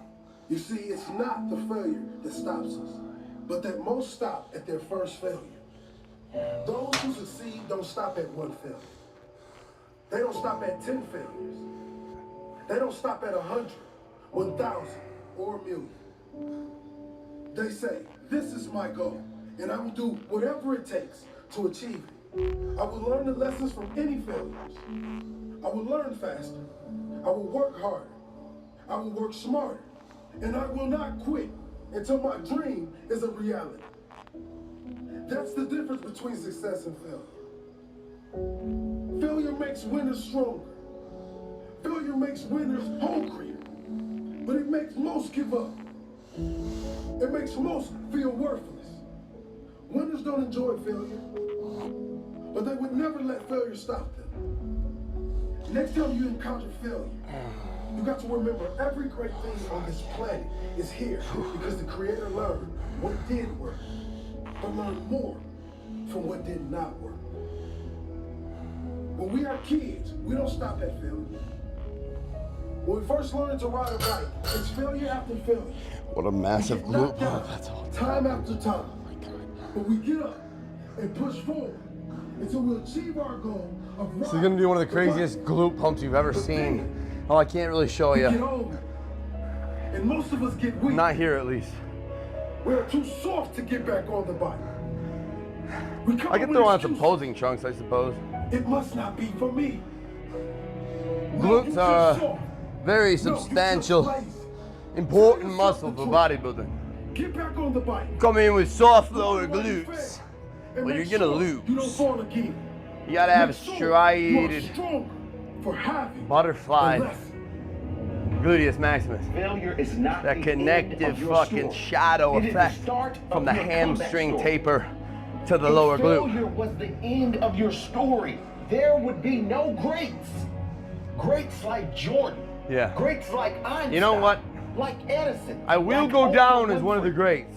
If these people stopped Some may at already failure, define me the world would not be as filled one with of the darkness greats. As it is today. Has 1, 2, Failure is nothing but a lesson to the winner. 3 cover Failure photos, is nothing but 3 professional motivation titles, to the winner. 2 professional Failure wins. is fuel. That doesn't define me. If I was to give up now, I'd fucking call myself a failure. No matter what I've done prior. They decide never. A real champion knows there's no finish line until his body stops. Let it develop you. You keep fucking pushing. It's not the end. It's just the start. The start of your comeback story. The only way you can call it a failure is if you quit. If you keep going, it's only a hurdle. One you will overcome. Exactly. Did you know you can be a legend and not be in some Guinness World Record book or fucking recognized as a legend by everyone? Because oftentimes the people who are most misunderstood or even outcasted become that way for a reason. Some people fear failure so much they And never even try. They never even stop.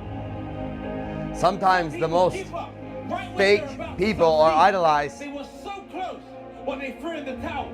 Don't let that when they're be you. worshiping materialistic possessions or attention and validation from everyone.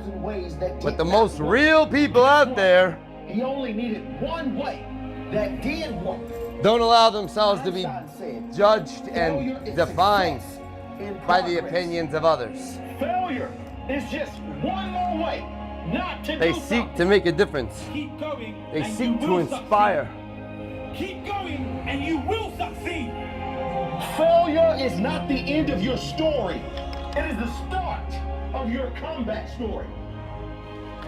If you use failure as fuel, you can't really fail. If you use Time to squat. it as motivation, you cannot be defeated in the long term.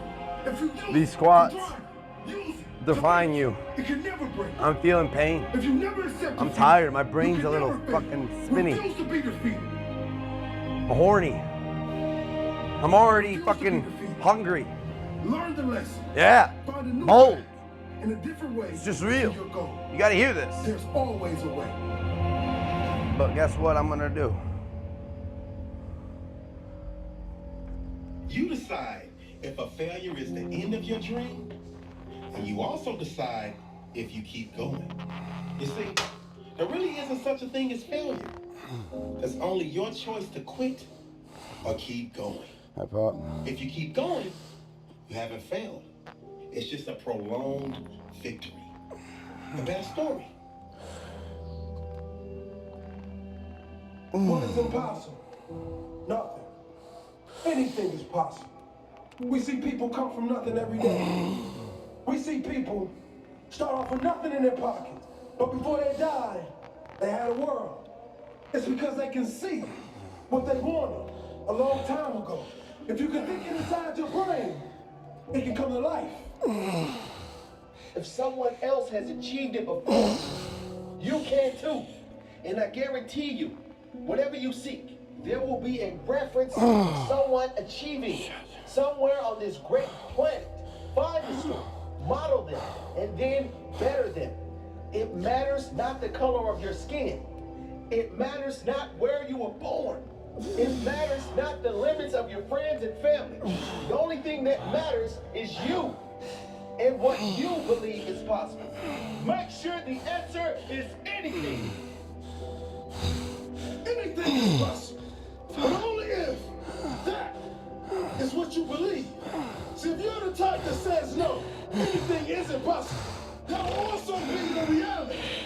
If you believe there are limits to what you can achieve based on excuses you put down, like your limited opportunity, like where you live, like lack of funds, well, those limits become a reality. Because you won't even attempt something outside of your limited mindset. The one that believes in anything is possible will try anything, will attempt greatness, will risk everything to be anything but average. And even if they miss the target, they will be far ahead of the one that never tries. When you believe in yourself, anything is possible. So many have risen from nothing. Good question. I don't know how to answer that. I actually almost got certified as a judge. I judged one competition. You can too. But only if you believe. Chose not to go that path. Now it's one thing But to I didn't believe judge people anything is possible. upon their And tattoos it's or something piercings. else entirely to achieve Purely on something incredible. physique. So get out there. Not and make a reputation. plan. When you suffer setbacks, Not or what they failures, do keep going and to make learn money. lessons. Everyone going after something great will experience setbacks. But the hard work, You must keep the fucking going. results, Make the plan. the proportions, the symmetry, the muscular development, the definition, the striations, the vascularity, the passion. Anything is possible. Change that ugly picture that you see in your head.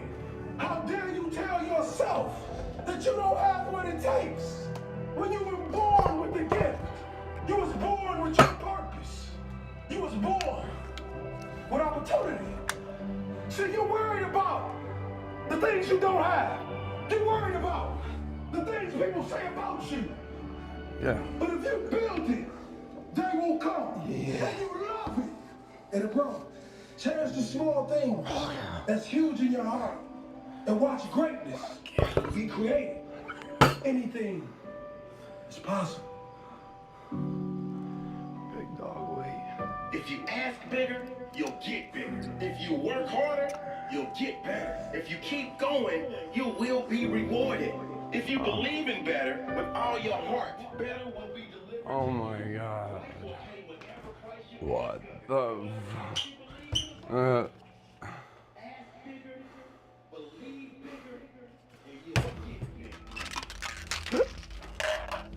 Oh.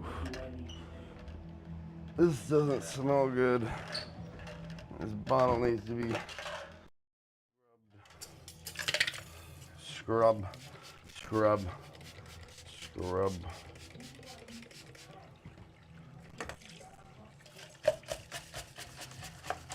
Scrub, scrub, scrub. Scrub, scrub, scrub, scrub, scrub, scrub, scrub.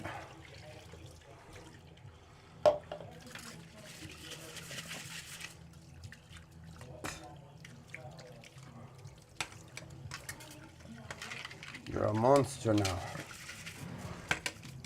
Get up now, big dog. Come on now. Yes. You're an all-inner. Yeah, I'm on.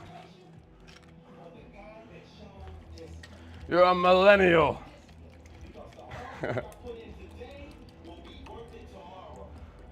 Shout out to my millennials out there. We can get through anything. As we all can. I don't need to be defined by my decade age bracket or whatever.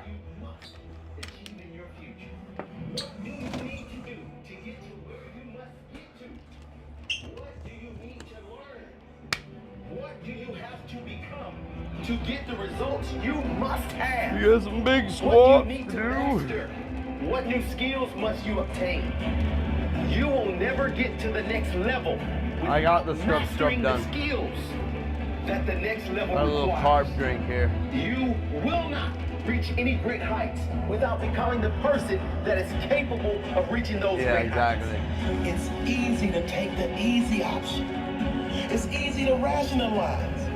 If no one around you is living at a high level, no one around you is achieving at the highest level, it might seem okay to take it easy. It's easy to get in a big, average, miserable rut.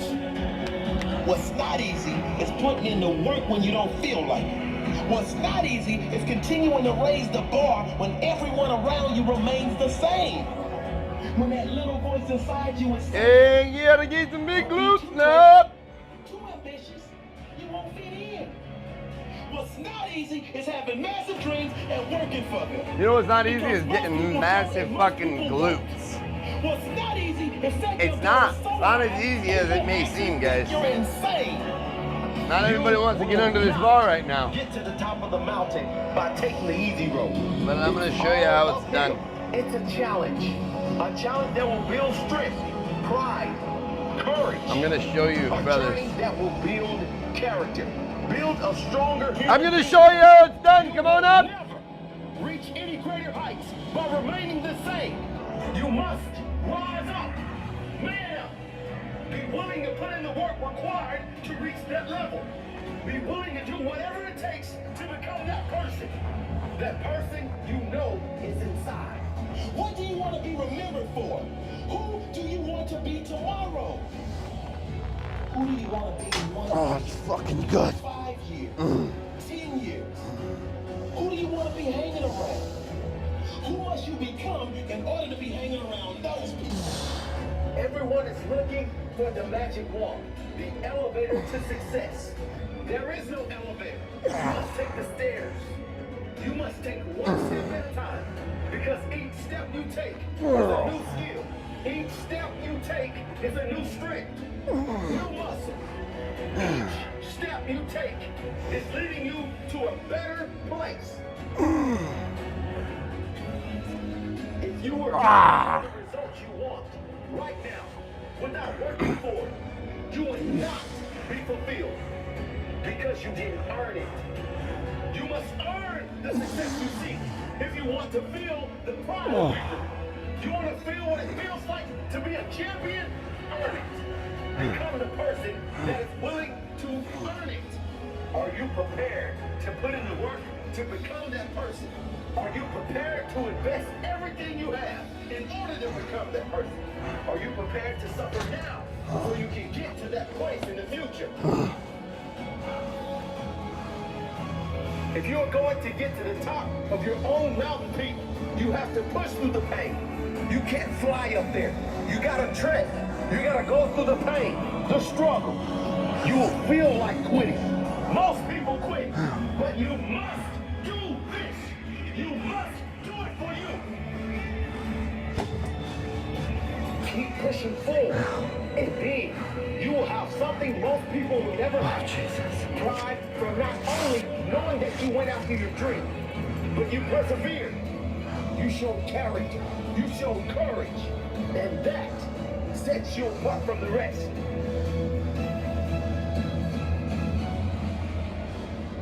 That's what it's all about. It's never about the prize. It's not the money. It's the pride. 256 times 15. You gave every ounce Good of job. your soul. The pride in knowing you made you. The pride in knowing you Good job. made you great. That's what it's all about.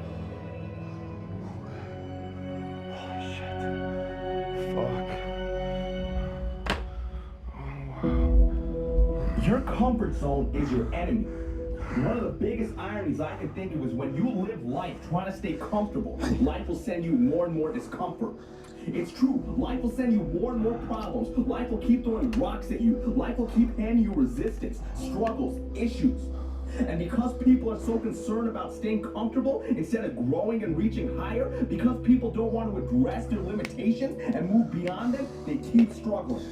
Listen, you are not here on this planet to sip apple martinis on the beach and get yourself a tan. You are here to grow. And if you won't make yourself uncomfortable, life will give you plenty of reasons to push you out your comfort zone. So you have one or two options. You commit to constant growth and feeling discomfort upon your own accord, and you become the master of your own destiny, or you hand over the keys and you let life happen to you by default. One path leads to success, and the other path leads you to constant struggle and pain. It's your choice. You think Steve Jobs started Apple feeling comfortable about it? You think top athletes sleep their way to high performance? You think Oscar-winning actors procrastinated their way to achievement? No! So then why are you giving into wasting time with Netflix marathons and chronic procrastination? Why are you running to the bar the moment your best friend texts you to come out? You have got to be willing to make the hard decisions. You've got to be willing to feel uncomfortable, to feel awkward, to face rejection, to fail, to feel pressure. You've got to be willing to face those things because that's what's necessary for you to grow. How many times have you looked at your life and said, man, if only I knew then what I know now, I'd live my life so differently. So is it not possible then that the life you are living now, you would be living differently if you began to develop an awareness that you do not currently have? Well, guess what? The only way for you to develop knowledge and awareness is to try things you have not yet tried, to do things you have not yet done, to create things you have not yet created, to go to places you have not yet explored. This is how you grow. That is how you become the person who is worthy of sitting on the beach with your favorite drink. Use it all, Travis. Experiences after you do the work. Oh shit. There is a real price to success, and life collects the payments. And let me tell you something, life does not accept payment plans. Life does not let you get away with experiencing things that you have not yet earned. Your sacrifice must be paid up front and in full, and that is the only way you are going to achieve the life that you want. So I strongly suggest that you begin to pay with your discomfort. I strongly suggest that you start making those calls, that you start approaching that person, that you start practicing kindness and compassion over jealousy and greed, that you confront your anxiety, that you hit the gym, that you stop higher, that you begin waking up early, even if you're not a morning person, that you destroy your procrastination, that you start doing the things that you know within your heart, and you should start doing a lot more. You can start to build the experiences and the knowledge that you need to succeed. That is what I suggest. Spartans! Who the fuck are we? A direct sign, a direct message that life is giving to you. Warriors! It's time for you to get uncomfortable. It's time for you to start dreaming again and start going where you've always always yours, but one you've ignored for far too long. And I promise, when you put yourself in a discomfort, your friends will take notice, your colleagues will take notice, your family will take notice, life will take notice, and life will begin to back you up. Life will begin to support you and open doors for you and introduce you to the people who will take you to the next level. But you have got to take the first step. So take it and watch your life grow into greatness. Watch new levels of the game unfold for you. Watch you develop into the person who you've always wanted to be. It's all waiting for you outside of your comfort zone. Go for it.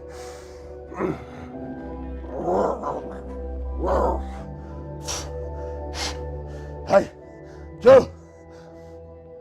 You're a monster trap! One more!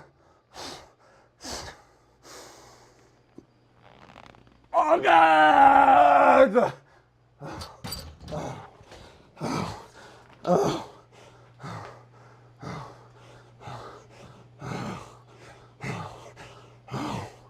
Okay. Here.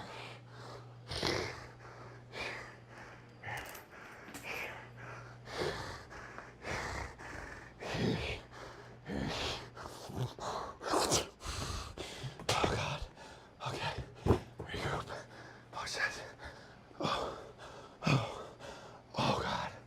Oh, fuck.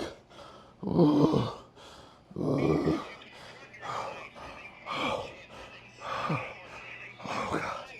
What the fuck?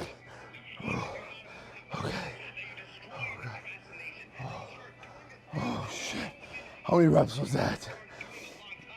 Oh, I have no idea. What the fuck? Oh. Oh. Okay. There you are.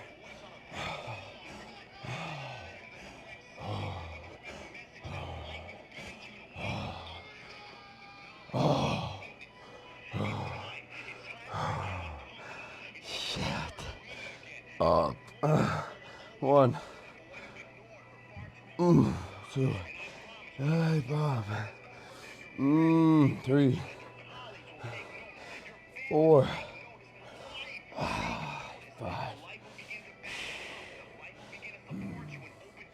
6. 7.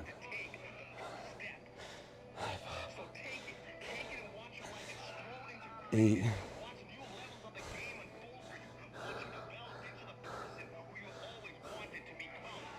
9.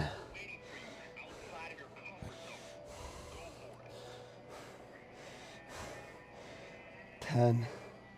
Oh my God, I did 12, I think.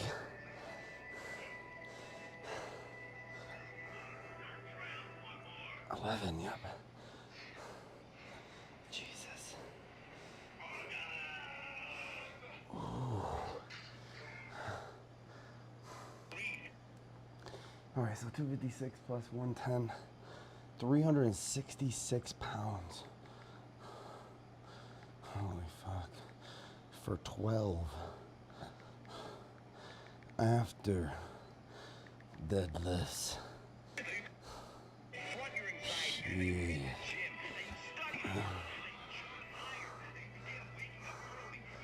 God bless Pinolito.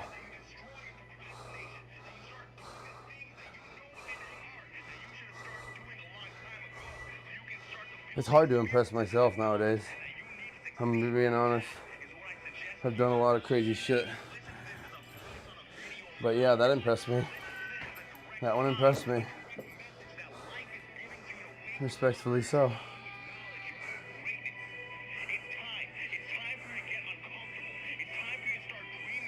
Oh, I'm uncomfortable, all right. My head's pounding even. I need to turn this fan on, I think, and get more water.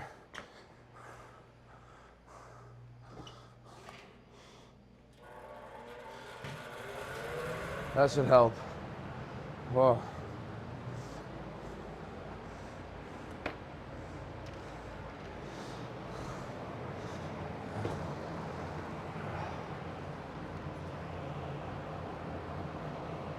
Thanks.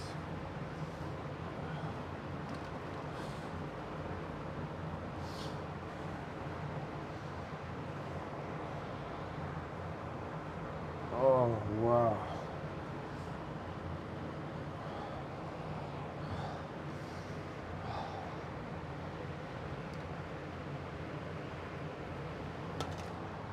Change the vibe. Whoa. Let there be light. Holy shit, I fucked shit up tonight. I'm not quite done, but like, could be. I could be, and I could be fucking satisfied even, because I've done so much. But something's saying you gotta keep going, so we gotta listen to that. We are steady as fuck right now. Workout must be going great. It is. Oh, it is. I'm dripping. I have puddles everywhere. Every time I do that, that's not a twitch. That's me dousing perspiration off my fucking head and face. It just literally drips. But I love this feeling. Genuinely. This feeling is, it makes me feel alive more like anything else.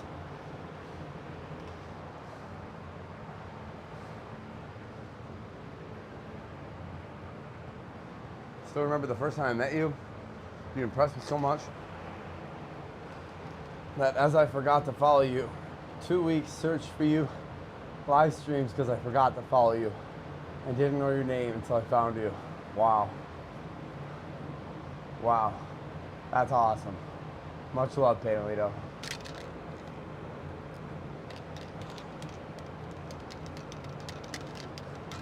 I'm not gonna apologize for my passion. Sometimes I know I'm misunderstood and come off the wrong way, but it's strictly because I'm so passionate. It's nothing ever ill-intended toward anybody else. It's just, I can't give my all unless I'm that fucking serious and passionate. And I know it can be perceived as funny. I may have even laughed at Ronnie Coleman now looking back at some of his videos. But when I'm locked into a moment like that, there's nothing funny about it to me.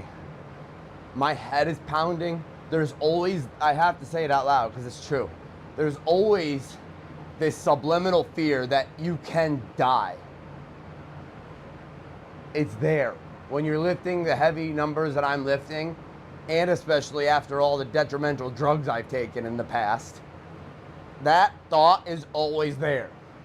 So I don't like to always make it a joke. I like to be serious when I'm training, have my breathing focused, and get my mind in the right mental fortitude, the right frequency that it is acquired in order to hoist heavy numbers with proper form. And that's what's going to prevent injury. That's what's going to allow consistency and longevity over time, which will promote muscle growth. Passion has built all this. Amen. I also know the first man I found you back, I told you that. Well, don't die. I'm trying not to, you know. That would be bad. Yeah. I hope, I want to say this out loud. I just pray that if, you know, I don't like putting things out there like this, but, you know, sometimes you gotta. If something tragic was to occur, I just want people to write about the time that I took to respond to all the messages, the time where I gave freely my compassion, empathy, and listen to understand and to help people. Write about that, please.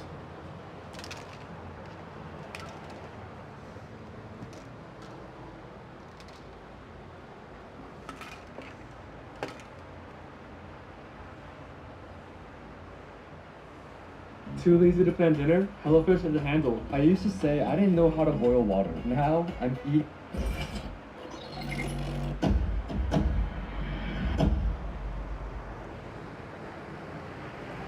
You want to exercise your freedom on the world, but you don't want to exercise it on yourself. Yeah, here's the thing though, guys. I'm gonna shut the world down for telling you what you can't do, but you won't say nothing to you when you don't do what you're supposed to do. Without risks. You're not getting up when you're supposed to get up. You procrastinate, but you let you slide. There's no real reward. Hold yourself accountable too. You always want to blame other people. You want to hold other people to the fire, but you're not holding yourself to the fire. There are things you like, you have absolutely no control. You are like a slave to you. You need to look at yourself in the mirror and say, why are you only giving 50%? What's wrong with you? You need to get rid of them excuses. You need to stop pointing fingers at people. And you need to start pointing fingers at yourself. What did you not do? And the reason why we fast from time to time is not that we have to fast, but at some point, you gotta fast because you gotta tell the flesh who's in control. Protect your knees, Trav. You're not in control. I know you don't want to wake up. You don't have an option. Get out. We trying to eat. There's a certain lifestyle we want. Because I owe it to myself. And can't nobody stop me but me. Shit. You are not where you want to be, not because you need any more gifts. You need What the fuck are you doing? Yourself. You're doing exactly what you're supposed to be doing. Shut the fuck up. Tell you quit. You gotta get to a point where you're disciplined. It might require you saying no to your friends. It might require you changing your diet. Whatever it takes, you gotta be willing to do it. And you keep saying you're not there because of something else. You're there. Because it's easier to blame somebody else. I had to take complete ownership. I had to look at all the things that I didn't have control over and say, I gotta take control. Why? When you master yourself, you put yourself in a position that a lot of people can't do what you do, and then you become rare, and diamonds are rare. That's why they cost so much. Not everybody's gonna get under 456 pounds after 601 pound deadlifts on the same day. It's going to be comfortable for you during the process of creating. Free weight. Stop with this, I wish, and start replacing those terms with I will fucking do, no matter what. No Smith machine, just stabilization with the squat handles. You do it because you're supposed to. It's a lifestyle. Instead of hitting that snooze button in the morning and not making your bed and not cleaning your house, you don't hit the snooze button. You get up. You don't want to go run? You go run. You don't want to go swim? You go swim. You don't want to make your bed? You don't want to do these squats? You don't want to study? You can study. That's how you start to challenge. You get under the fucking bar anyway. Do something that sucks every single day. And if the bar ain't bending, you're just pretending. Masterpiece. The secret of your success is determined by what we do daily. And here's the crazy part. All you gotta do If the bar ain't bending, and we're gonna get to a whole other level. you're just pretending. Pressure creates diamonds. Start to take the pressure that you feel for what it is you want to do and turn Come on, that into Trav, productive lock it in. action. Let it be the thing. No that ego makes you here. get where you want to Use go. your fucking heart. Everybody else is just taking it easy. No more playing after today. I need you to take control. Use your fucking heart. And we're gonna do it one day at a time. And you're gonna get control. And then someday gonna be your day.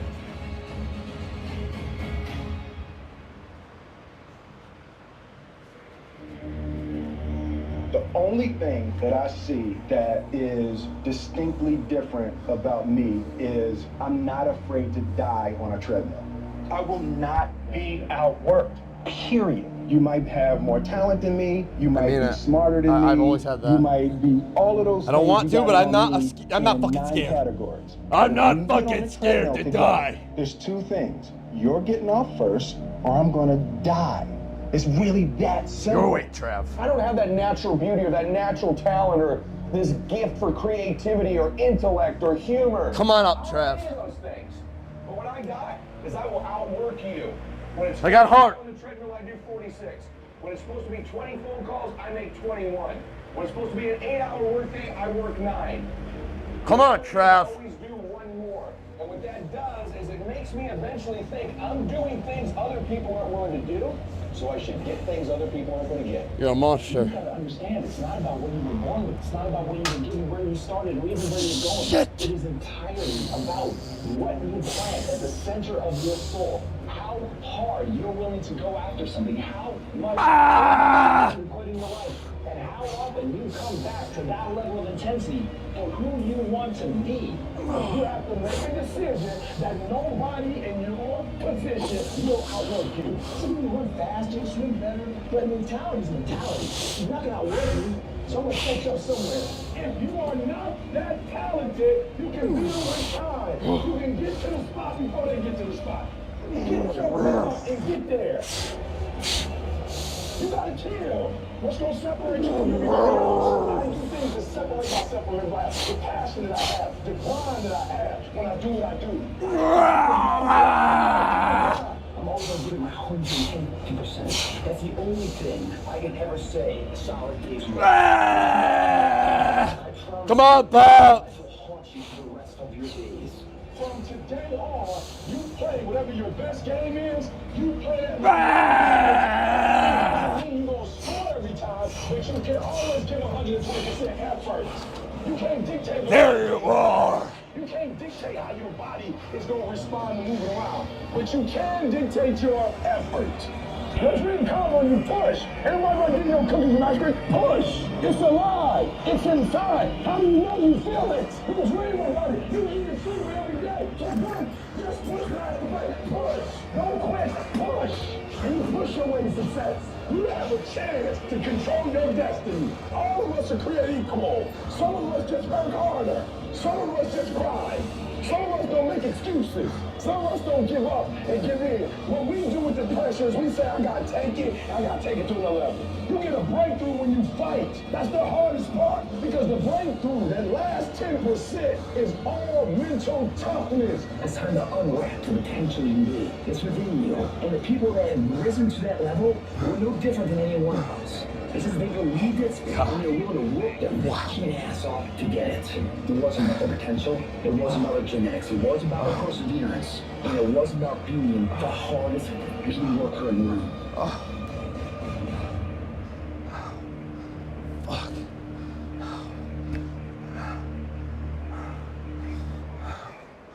Oh my gosh. What the fuck did I just do? I want to talk to somebody who ain't so happy, but you still believe. I want to talk to somebody who's wrestling in the flesh, but you still believe. You got a reason inside of yourself. I'm better than this. I'm stronger than this. I will survive this.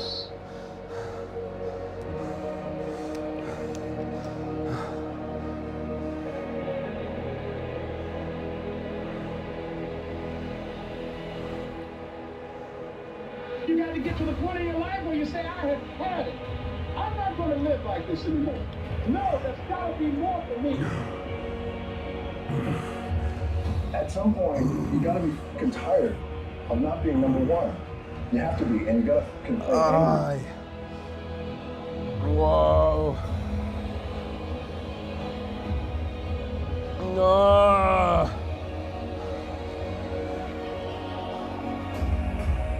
If we looked at your background, Yeah, you should have been a basket case. I know, bro. You don't gotta keep telling me. You should have had a nervous breakdown and lost your mind. I know. But there's something in your gut, in your heart, Jesus. in your spirit, in your innermost being that said, hold on. That instinct, that still small voice is about to turn your life around. And it doesn't matter how you get knocked down in life, because that's going to happen.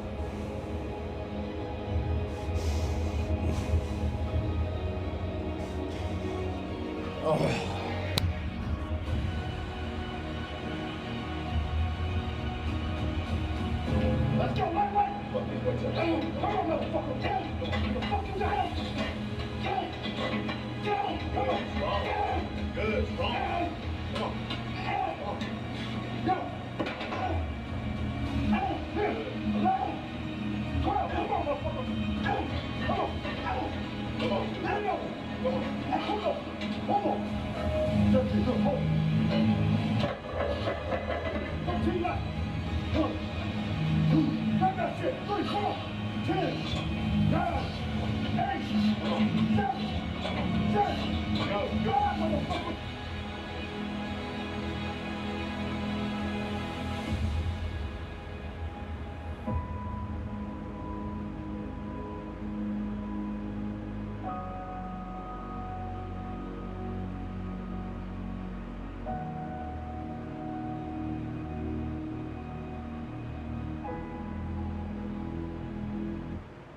At Granger, we're for the ones who pay attention to every little detail.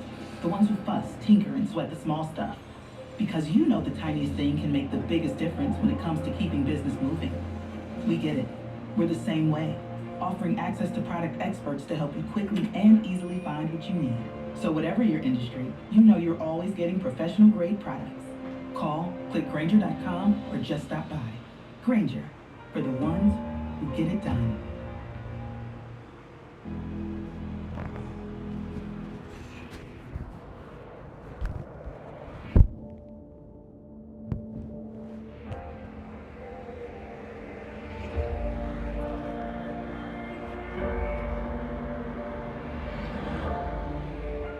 Realistically, you know, inside of 6 weeks here, or right at 6 weeks, and like Brad said, we're about to drop the hammer, so my mind is really locked in.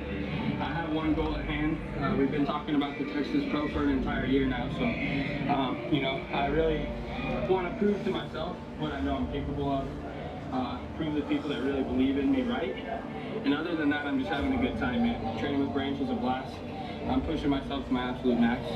And I know that really deep down in my heart that I'm going to bring the best package that I've ever brought. So there's not much more that I can do from there.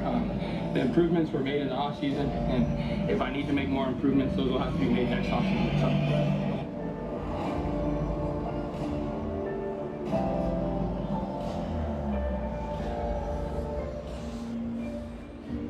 Jesus.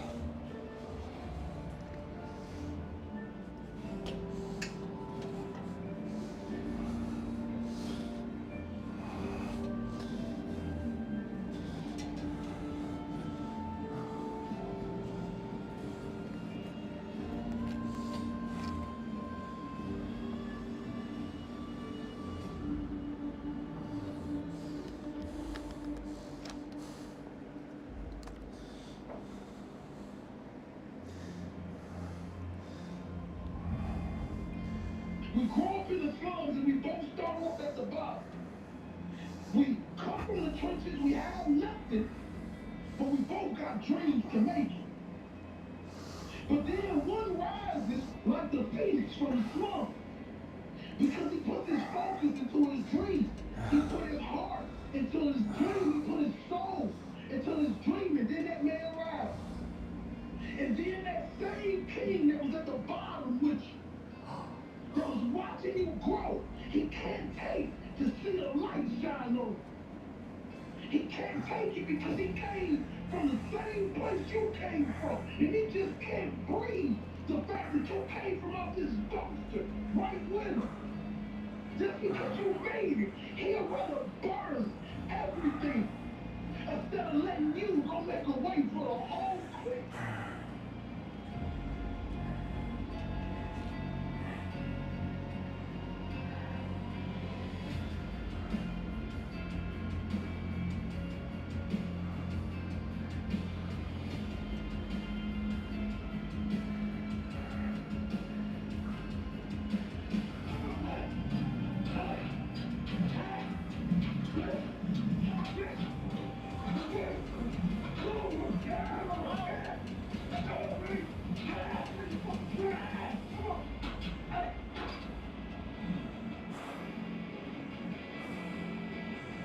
Oh, fuck.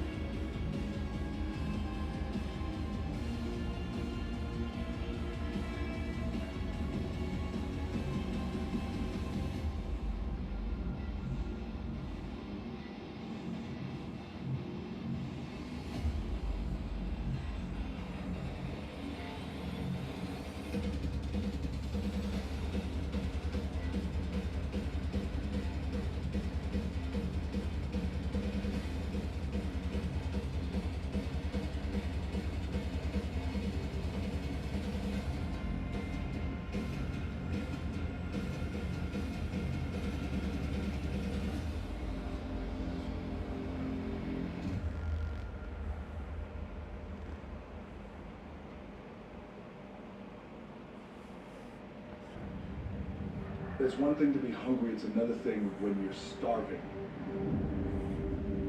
Starving for greatness and starving for success. It's not about winning. It's the battle itself. It's the struggle. It's the daily test.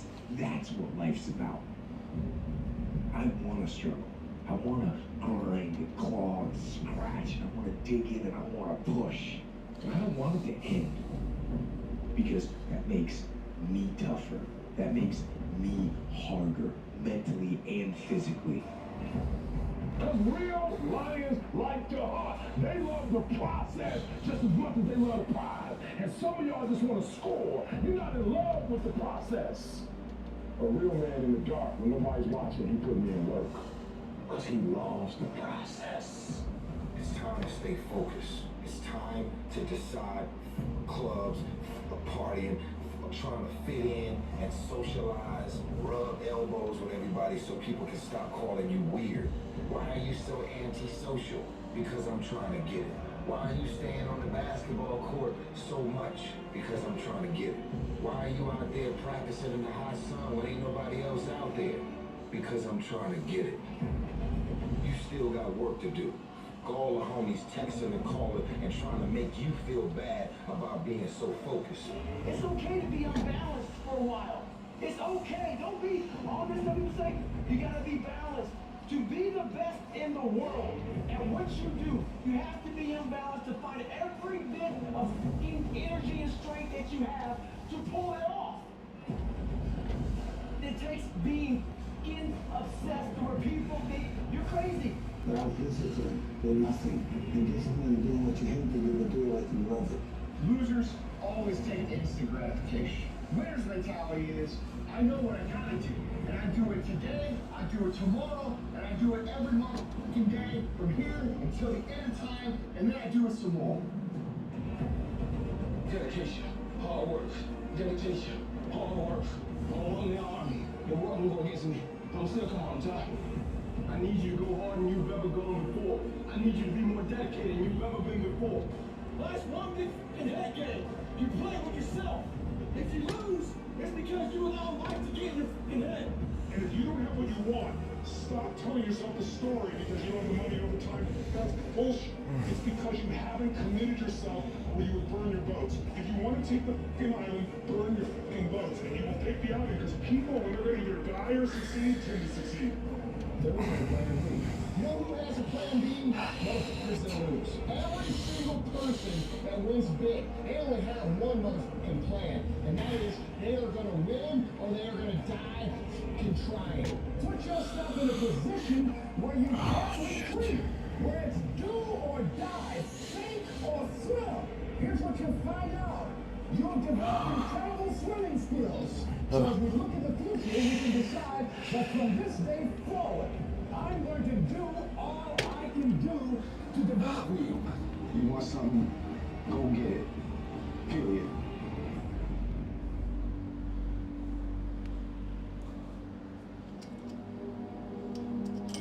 If you live long enough, a lot of stuff will come against you. What do you want me to tell you? That it's going to be a picnic? No, it's not. Will there be times when you can't make ends meet? Yes, that's a part of it. Will you have some opposition? Will there be times you won't know what to do? Yes, that's a part of it. And everybody has what's called a turn back moment. Where the direction you're going, you will have to make a decision to keep going or you turn back. The sad thing is, the average person turns back. But the thing you have to keep in mind before you give up is that if you give up, the guarantee is it will never happen. That's the guarantee of quitting. The only way the possibility remains that it can happen is if you never give up, no matter what. The pressure in your life right now has a purpose. It's not crushing you. It's pushing what's on the inside of you out. Yo, how long have I been training? Who you are. 2.5 hours. Opportunity. Yeah, it feels about that. And chaos. When crisis strike in your life, Oh, fuck. Crisis means danger, but it also means opportunity. A chance to stand up I think I'm gonna call it soon, chat. Fucking blew my CNS. You're strong enough. Need shower and food, And your stretching. life is worth whatever you have to go through. And you can kick on out of those circumstances, whatever they are. When you say, I'm going to keep on kicking, I'm never going to give up. How are you going to make it? I don't know, but God. I will. Where there's a will, there's a way. There's a way that you can begin to handle this. There's a way out here somewhere. There's a solution. If I really work hard and use my mind and I get creative, there's something out there that I haven't discovered. There's always an answer. You can do more than you think you can do. You can have more than you think you can have. The possibilities for you are unlimited. If you're coming back from adversity and devastation, it's unlimited of what you can do. There's no guarantee that because somebody is now down on their luck, they can never come back. Who can guarantee that you can't make? No one can do that. You don't know what the possibilities are for your life. You want your stuff? It's necessary you take responsibility for it. That you make it happen, that you don't give up, that you don't take any objection or disappointment or defeats personally, that you keep on keeping on, that you don't decide that I can't make it because you can't see the light at the end of the tunnel, that you realize that's a part of the program. The difference is not the genetic code, the potential. It's a guy that's willing to get knocked down, finally does so unfortunate, stand back up, the perseverance to see it through, the never say die attitude. And I go in there, man, and I don't win, I shoot up, I give a down effort. And tomorrow I'll do the same thing. And I'll continue to throw every day I'll throw more up there, try it again. And I'll never get comfortable. I'll feel rejected, I try. How do you feel rejected when you try? The person who didn't try should feel rejected. The person that didn't try should feel defeated. The person that didn't try should feel some type of way. I tried. I feel rejected. I feel good about myself. I tried. There's some calves going. I gave it 120%. You can't never feel bad when you put up 120%. You can't let the outcomes make you feel whack. I'm not whack. I'm a warrior. I'm not whack. You know how much I went through to make that thing happen? Do you know, guys, In the middle of the process, how much I fucking had to go through? I will not be destroyed. I will take everything that happens in my life, and I will allow the pain to push me to greatness. You will not break me. You will not stop me.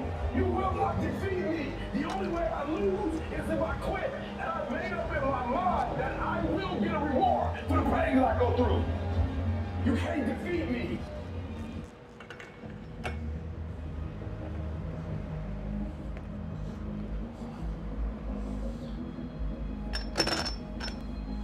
If you want a great life, there can be no days off. No days off. The desire to improve. No days off. Wanting better for your life and those who care about you. You're going to have days where you go backwards instead of forwards. You're going to have days where you make mistakes, where you screw up, where you fail. Yes, there will be bad days. There's going to be days where it seems like everything and everyone is against you. But on no day will you give up. There will be no day that you won't give in. There will be no day where you can see defeat. You're a warrior. And warriors never give in until the battle is won. Warriors are focused. Warriors are only. There's nothing to victory. A warrior doesn't rest until the battle is won. Is your battle won? Listen to me. If you have battles in your life that need to be won, I'm telling you, you need to get that warrior helmet and go win the battle. You need to suck it up and step up to the challenge. There's no days off until you win your battle.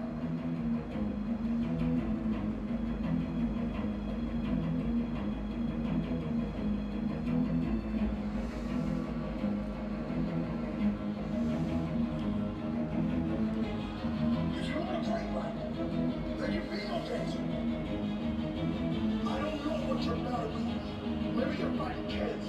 Maybe you're broke. Maybe your relationship's breaking down. Dig deep and find that warrior with me. It's warrior time. And we will not rest until victory is on.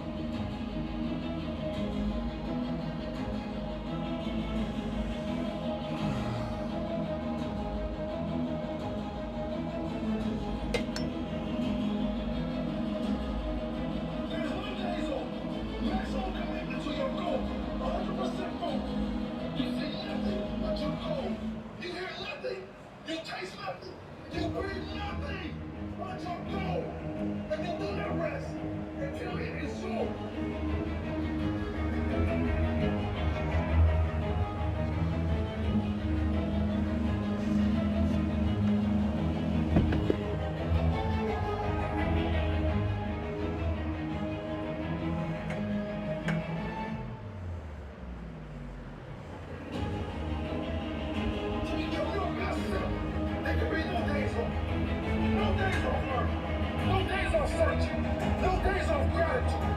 Them days of self-care. Them days of create. Them days of growth.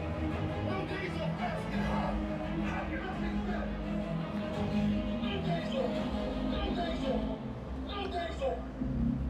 Are you with me?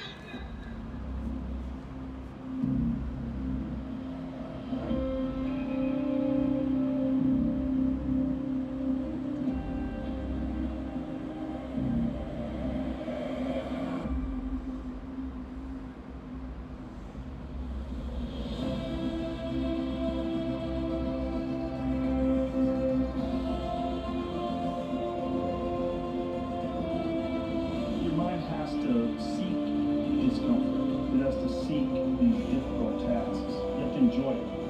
And you have to figure out a way to make your mind enjoy those things. Some people it comes easy and some people it doesn't. Some people it takes a long time. I always tell people the best thing to ever do is force yourself to stay. Just write it down. And today I have to do an hour on the treadmill. You have to do an hour, no matter what. Even if you're walking, like, when you're doing an hour on a treadmill, the next time you're going to do it, just, okay, you did an hour and this is the amount of miles you got in. Next time you're going to, add 3 miles. Put an extra 3 miles in that 1 hour. And just keep doing things like that. Right now, today I'm going to do 100 push-ups. I'm going to do 100 sit-ups, and I'm going to do 100 chin-ups. That's today.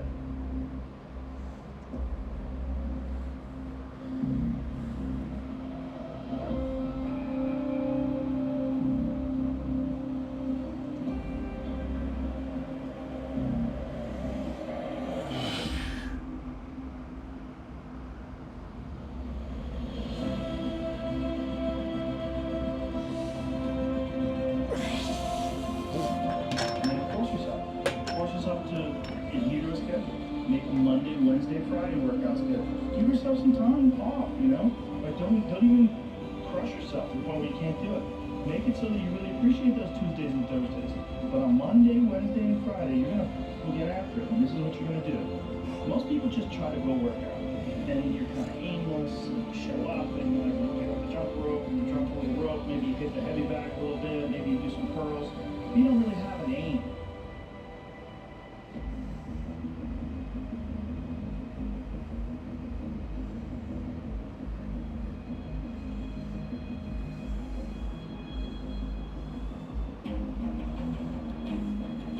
That's why people like to hire trainers, because the trainer will tell you what to do.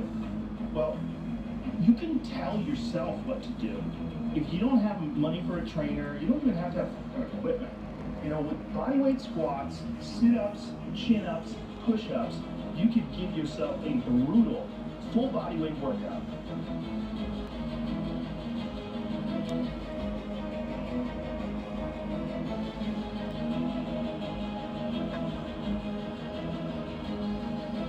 Find these for free on YouTube. There's a ton of them. There's a ton of these bodyweight workouts. Just watch yourself. Write it down. Monday, Wednesday, and Friday. 100 push-ups, 100 chin-ups, 100 sit-ups. Even if it takes them all from there. You're going to have to do 10, 10, 10, and keep going all day. Just that's what you do. 10 push-ups, take a break 20 minutes, do another 10. But get those 100 in. I don't believe in half-assing things. This life is short. If you get into something, get into it. And if you're not into it, don't get into it. And I think that insanity and greatness are next to my names. And they've always been shown. Yeah, they do. That's what I've always said. There's something about mastery, like true mastery, that requires you to shut off massive areas of your life. There's a lot of people that are scared of their ability to do something that's difficult.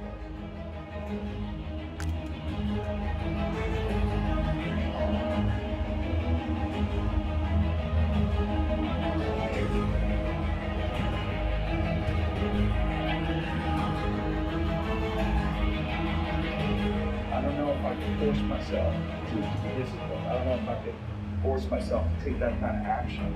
Or if you do force yourself to take that kind of action, you don't have that question anymore. That question, I don't know if I can do it. Are you doing it? So you obviously do it. You do it tomorrow, you do it today. Okay, you do it tomorrow. Just do it. You get so much more benefit out of a struggle that you choose to embark on versus a struggle that life throws upon.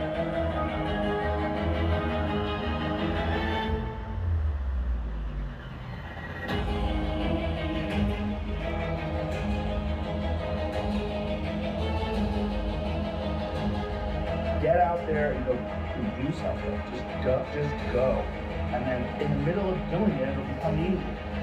Even if it's not easy, even if it's hard, it's easier than not doing it and wishing that you had done it.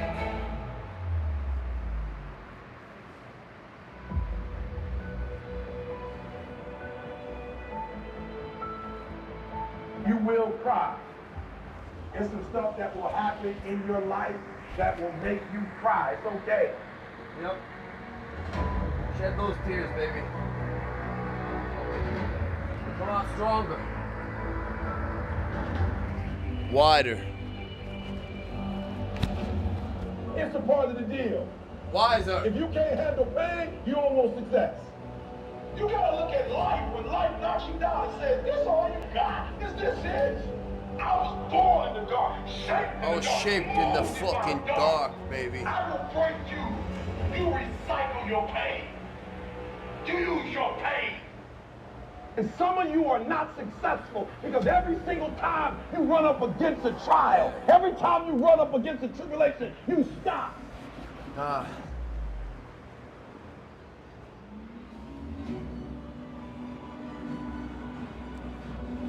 And what I'm here to tell you is, if you tell that thing, I'm here just like you here, and I promise you, I ain't leaving without the degree. I will not leave without that goal. I will not leave without that dream. I will not leave this university until I'm successful. I will not leave this job. I will not leave this client. I will not leave this opportunity until I get it.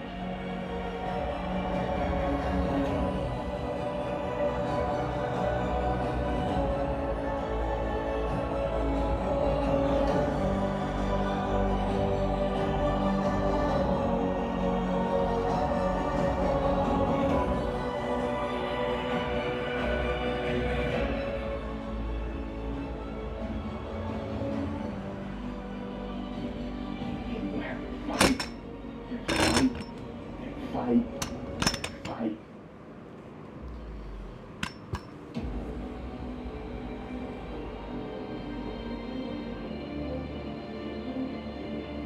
And most of you won't be successful not because you can't do it, but you can't outlast your old you to get to their new you.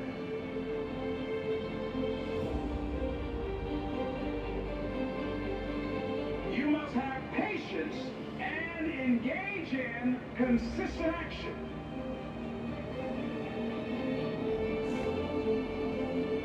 Look at your belief system every single day and stick with it. Don't rush the process, trust the process. Don't rush the process, trust the process. Don't rush the process, trust the process.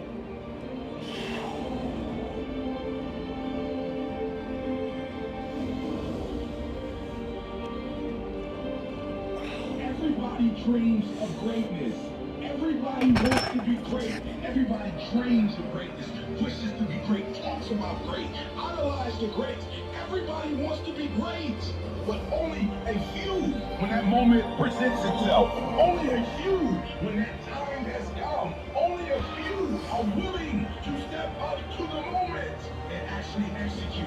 When you're dealing with another human being, it's not how tall he is.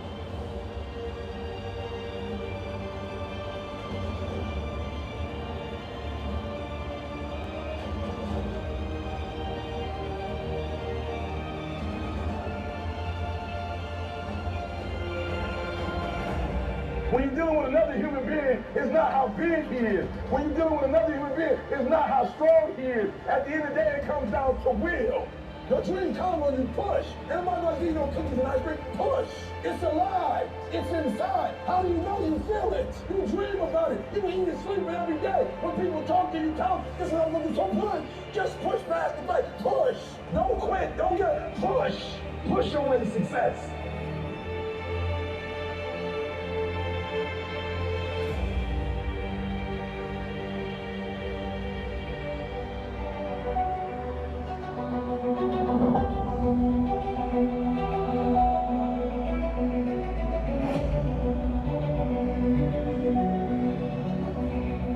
It's gonna rain sometimes. I will.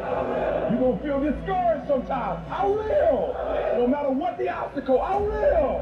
I must.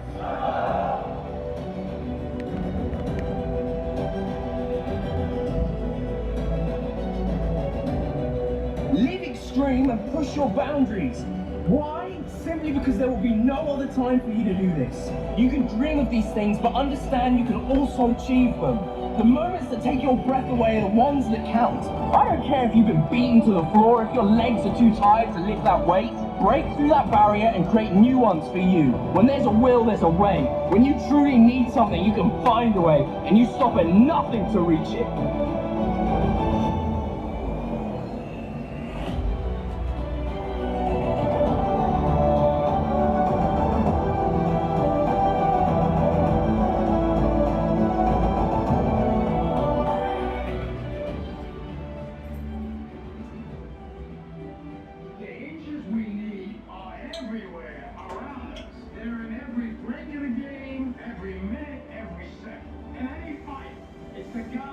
Who's willing to die, who's gonna win that inch.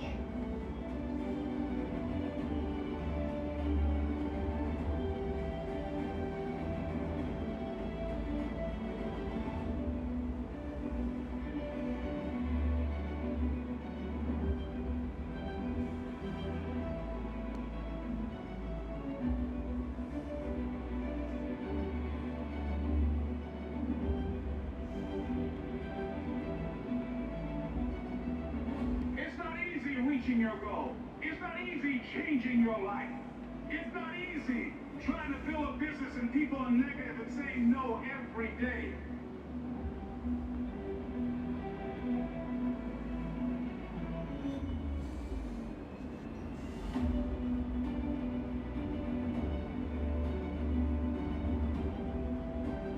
It takes a lot of guts.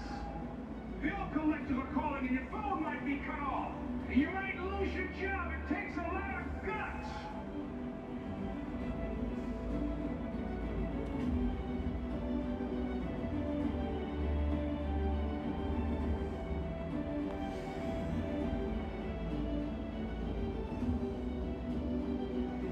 You don't have nothing but lint in the corner of your pocket. You ought to talk about living your dream. And people laughing at you, and they're doubting you.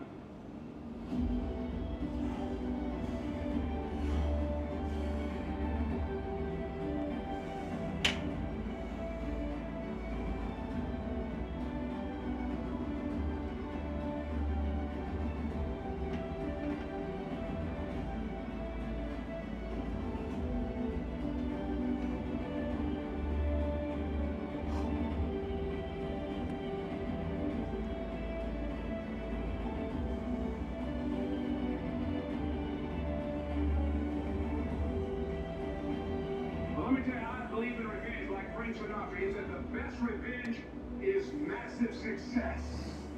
It takes guts. You gotta dig down deep and gut it out. Keep on going again and again and again.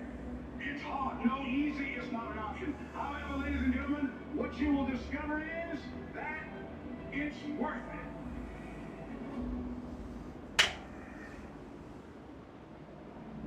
Haters motivate me.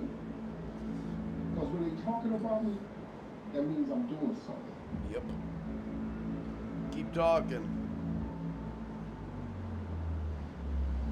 There will be times when you will feel alone, when you'll feel deserted, when you'll feel weak, and you'll doubt yourself. And other people will doubt you, and you ask yourself, am I crazy?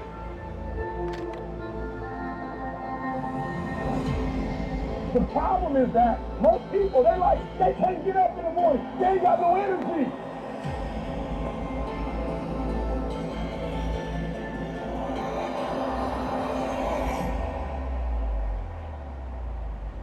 They don't got the energy to keep up with me. I'm like, you ain't nothing wrong with you. You just ain't got the stamina. You just ain't got the energy. You can't smart everything. You can't outthink everything. So just you gotta be powerful. Man, you grow. You must grow. I'm the boss, motherfucker. I tell you what to do. You don't tell me. I told your ass to grow.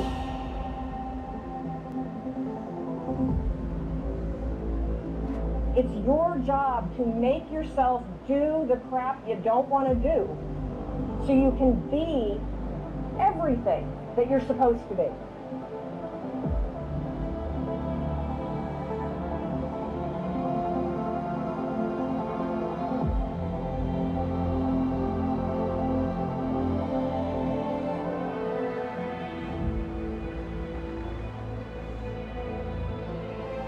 It's very, very simple to get what you want. But it's not easy.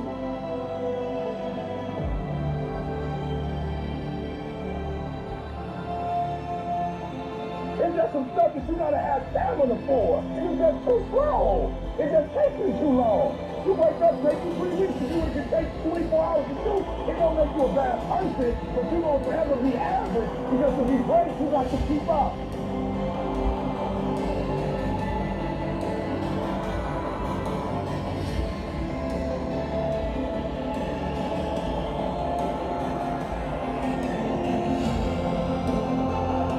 And you're so damn busy waiting to feel like it. And you're never going to. Ever. No one's coming. No one. No one's coming to kiss you. No one's coming to tell you to turn the TV off. No one's coming to tell you to get out the door and exercise. Nobody's coming to tell you to apply for that job that you've always dreamed about. Nobody's coming to write business plans for you. It's up to you. And because you're only ever going to do the things that you feel like doing right now, that feel good right now, unless you understand that you've got to parent yourself, you have to push yourself.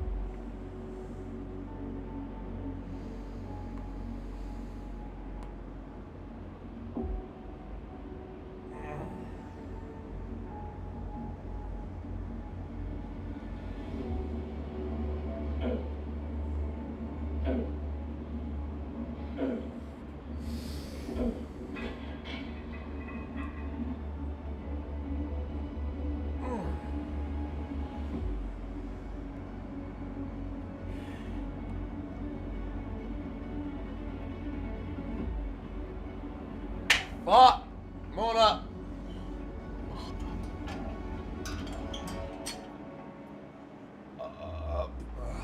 That person who's your hater, they thought they defeated you.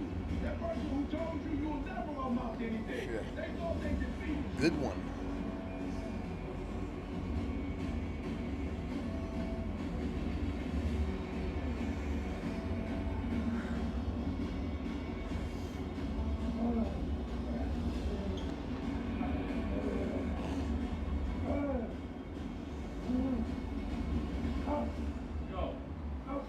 Use it for fuel.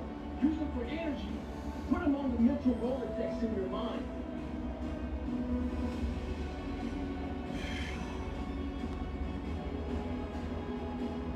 When you're uncommon, get ready for the criticism. When you're uncommon, get ready for the opposition. When you're uncommon, get ready for the common people not to understand you. When you're uncommon, have uncommon ways. Get ready for people to try and block you and conspire against you.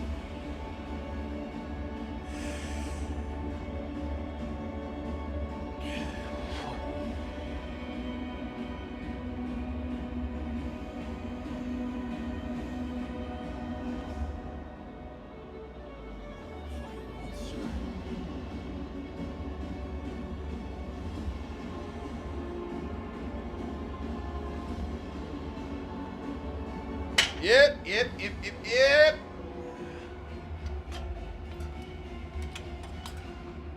Big dog, wait.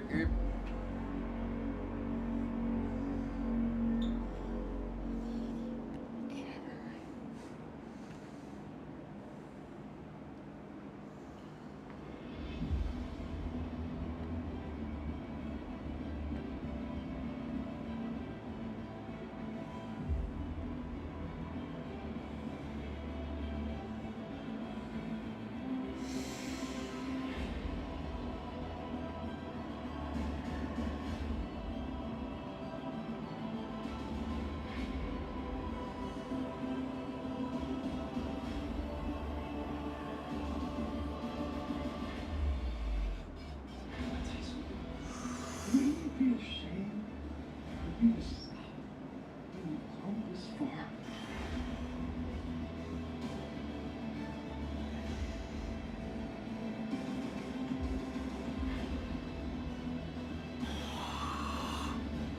you're still alive.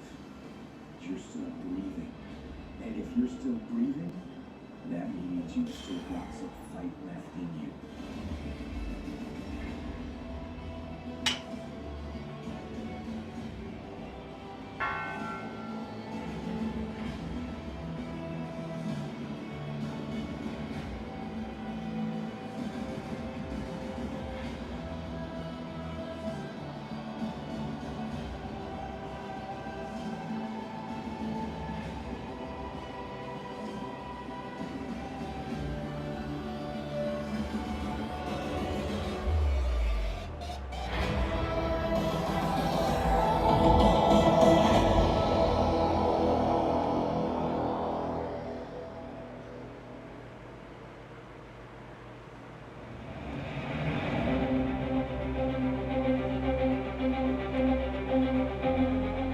What if you give it everything you have and you come up short?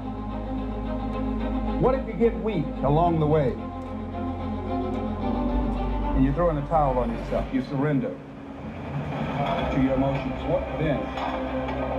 Everybody tripping through something. Everybody, I don't care who you are, you're going through something. But your great life is in front of you. It's not behind you. What you did back there ain't got nothing to do with what God got for you. What you did back there was learn the lessons to get you to where you are at this particular moment right now.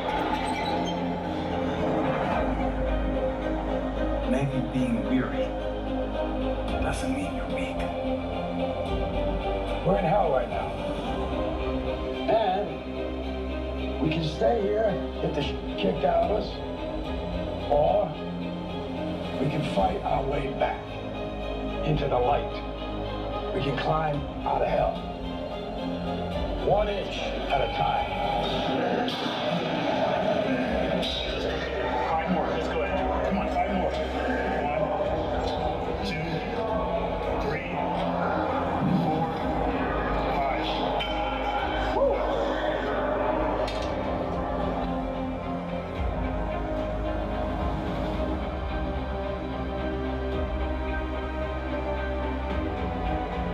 It's okay to fall. Because when you fall, you get back up. What I need you to do is I need you to find a reason to keep going. And if you can find a reason to keep going, I know you're strong enough to do it because you can do it. Every human has what it takes to get past whatever they're going through. If they decide to push through it. Push through it. Tragedy and trials come to everybody. Only the strong survive.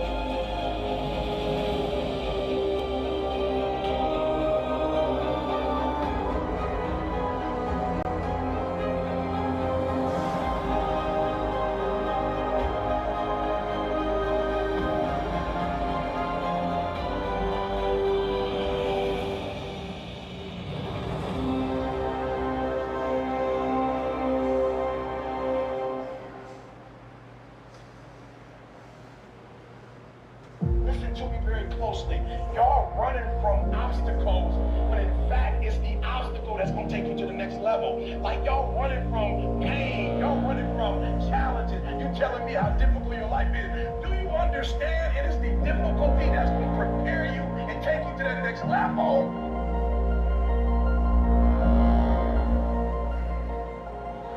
You ready to quit? You ready to give up? You ready to give in? You ready to tell me what's not working? Who doing this? What's wrong? If you're not ready to get up every day and start all over again, like nothing happened yesterday. Phenomenally skill is cute, but it is a phenomenal wheel that says every time. I'll show you how to get these abs fucking during bulking season to stay, bros. Let me show you how we keep these abs fucking nice and tight during bulking seasons.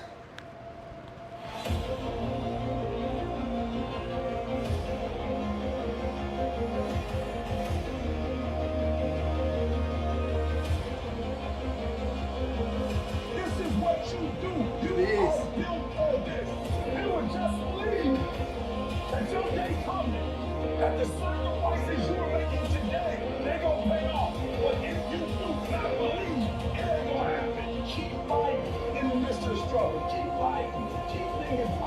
You only lose when you quit.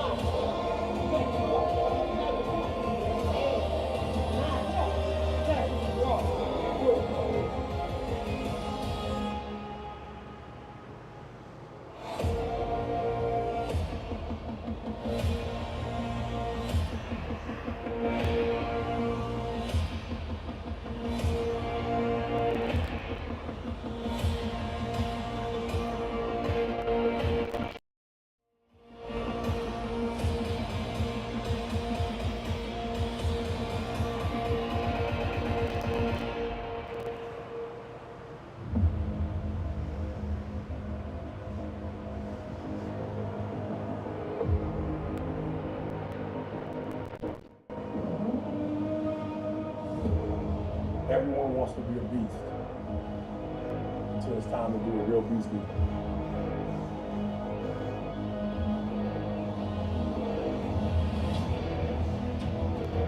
They looked at the most successful men and women of the world, and they found that they had like 7, 8 things in common. And one of the things they all had in common was a routine.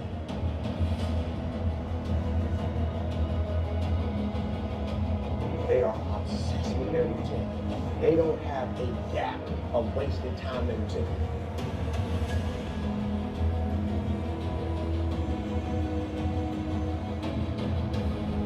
Every person in this room, not only do you want your dreams to become a reality, you deserve for your dreams to become a reality. So I'm going to build off of yesterday, right? And I realize, E.T., as long as you're average, you're going to get what average people get. Now, as I'm speaking, you're not just hearing the words, but as I'm speaking, you are identifying who am I and why am I at where I am right now. Average. There's some folks in this room, your dreams are phenomenal. The life that you have for yourself is phenomenal. In your dreams, your bank account is phenomenal.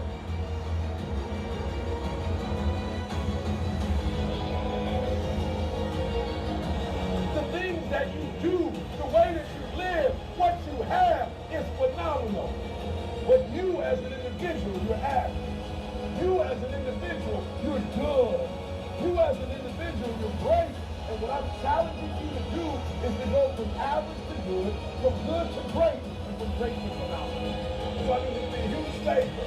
And keep your dreams phenomenal. Keep your vision phenomenal. Keep it phenomenal.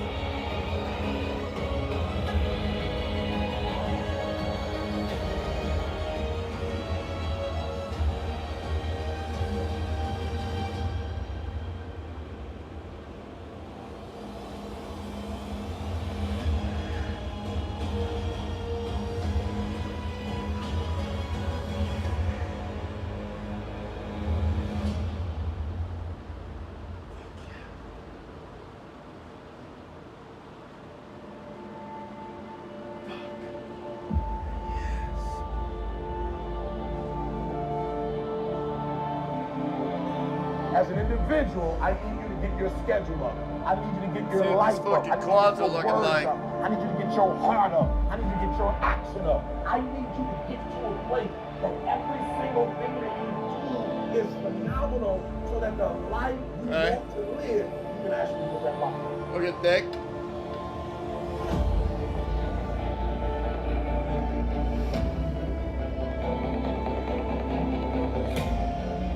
So you have to learn how to control yourself.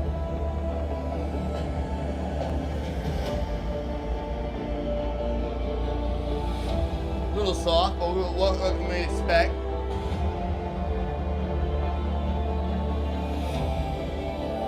Drop them up there, they're not going to be crazy striated.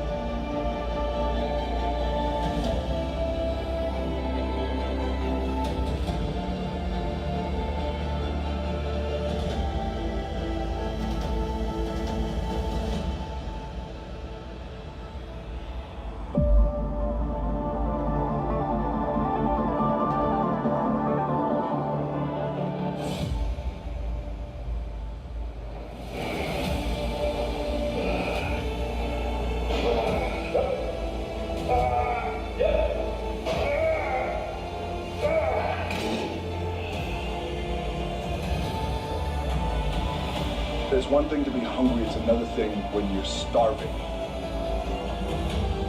Starving for greatness and starving for success. It's not about winning. It's the battle itself. It's the struggle. It's the daily test. That's what life's about. See the whole figure here. I want to struggle. I want to grind, claw, scratch. I want to dig in and I want to push. And I don't want it to end. Because that makes me tougher. That makes me harder, mentally and physically.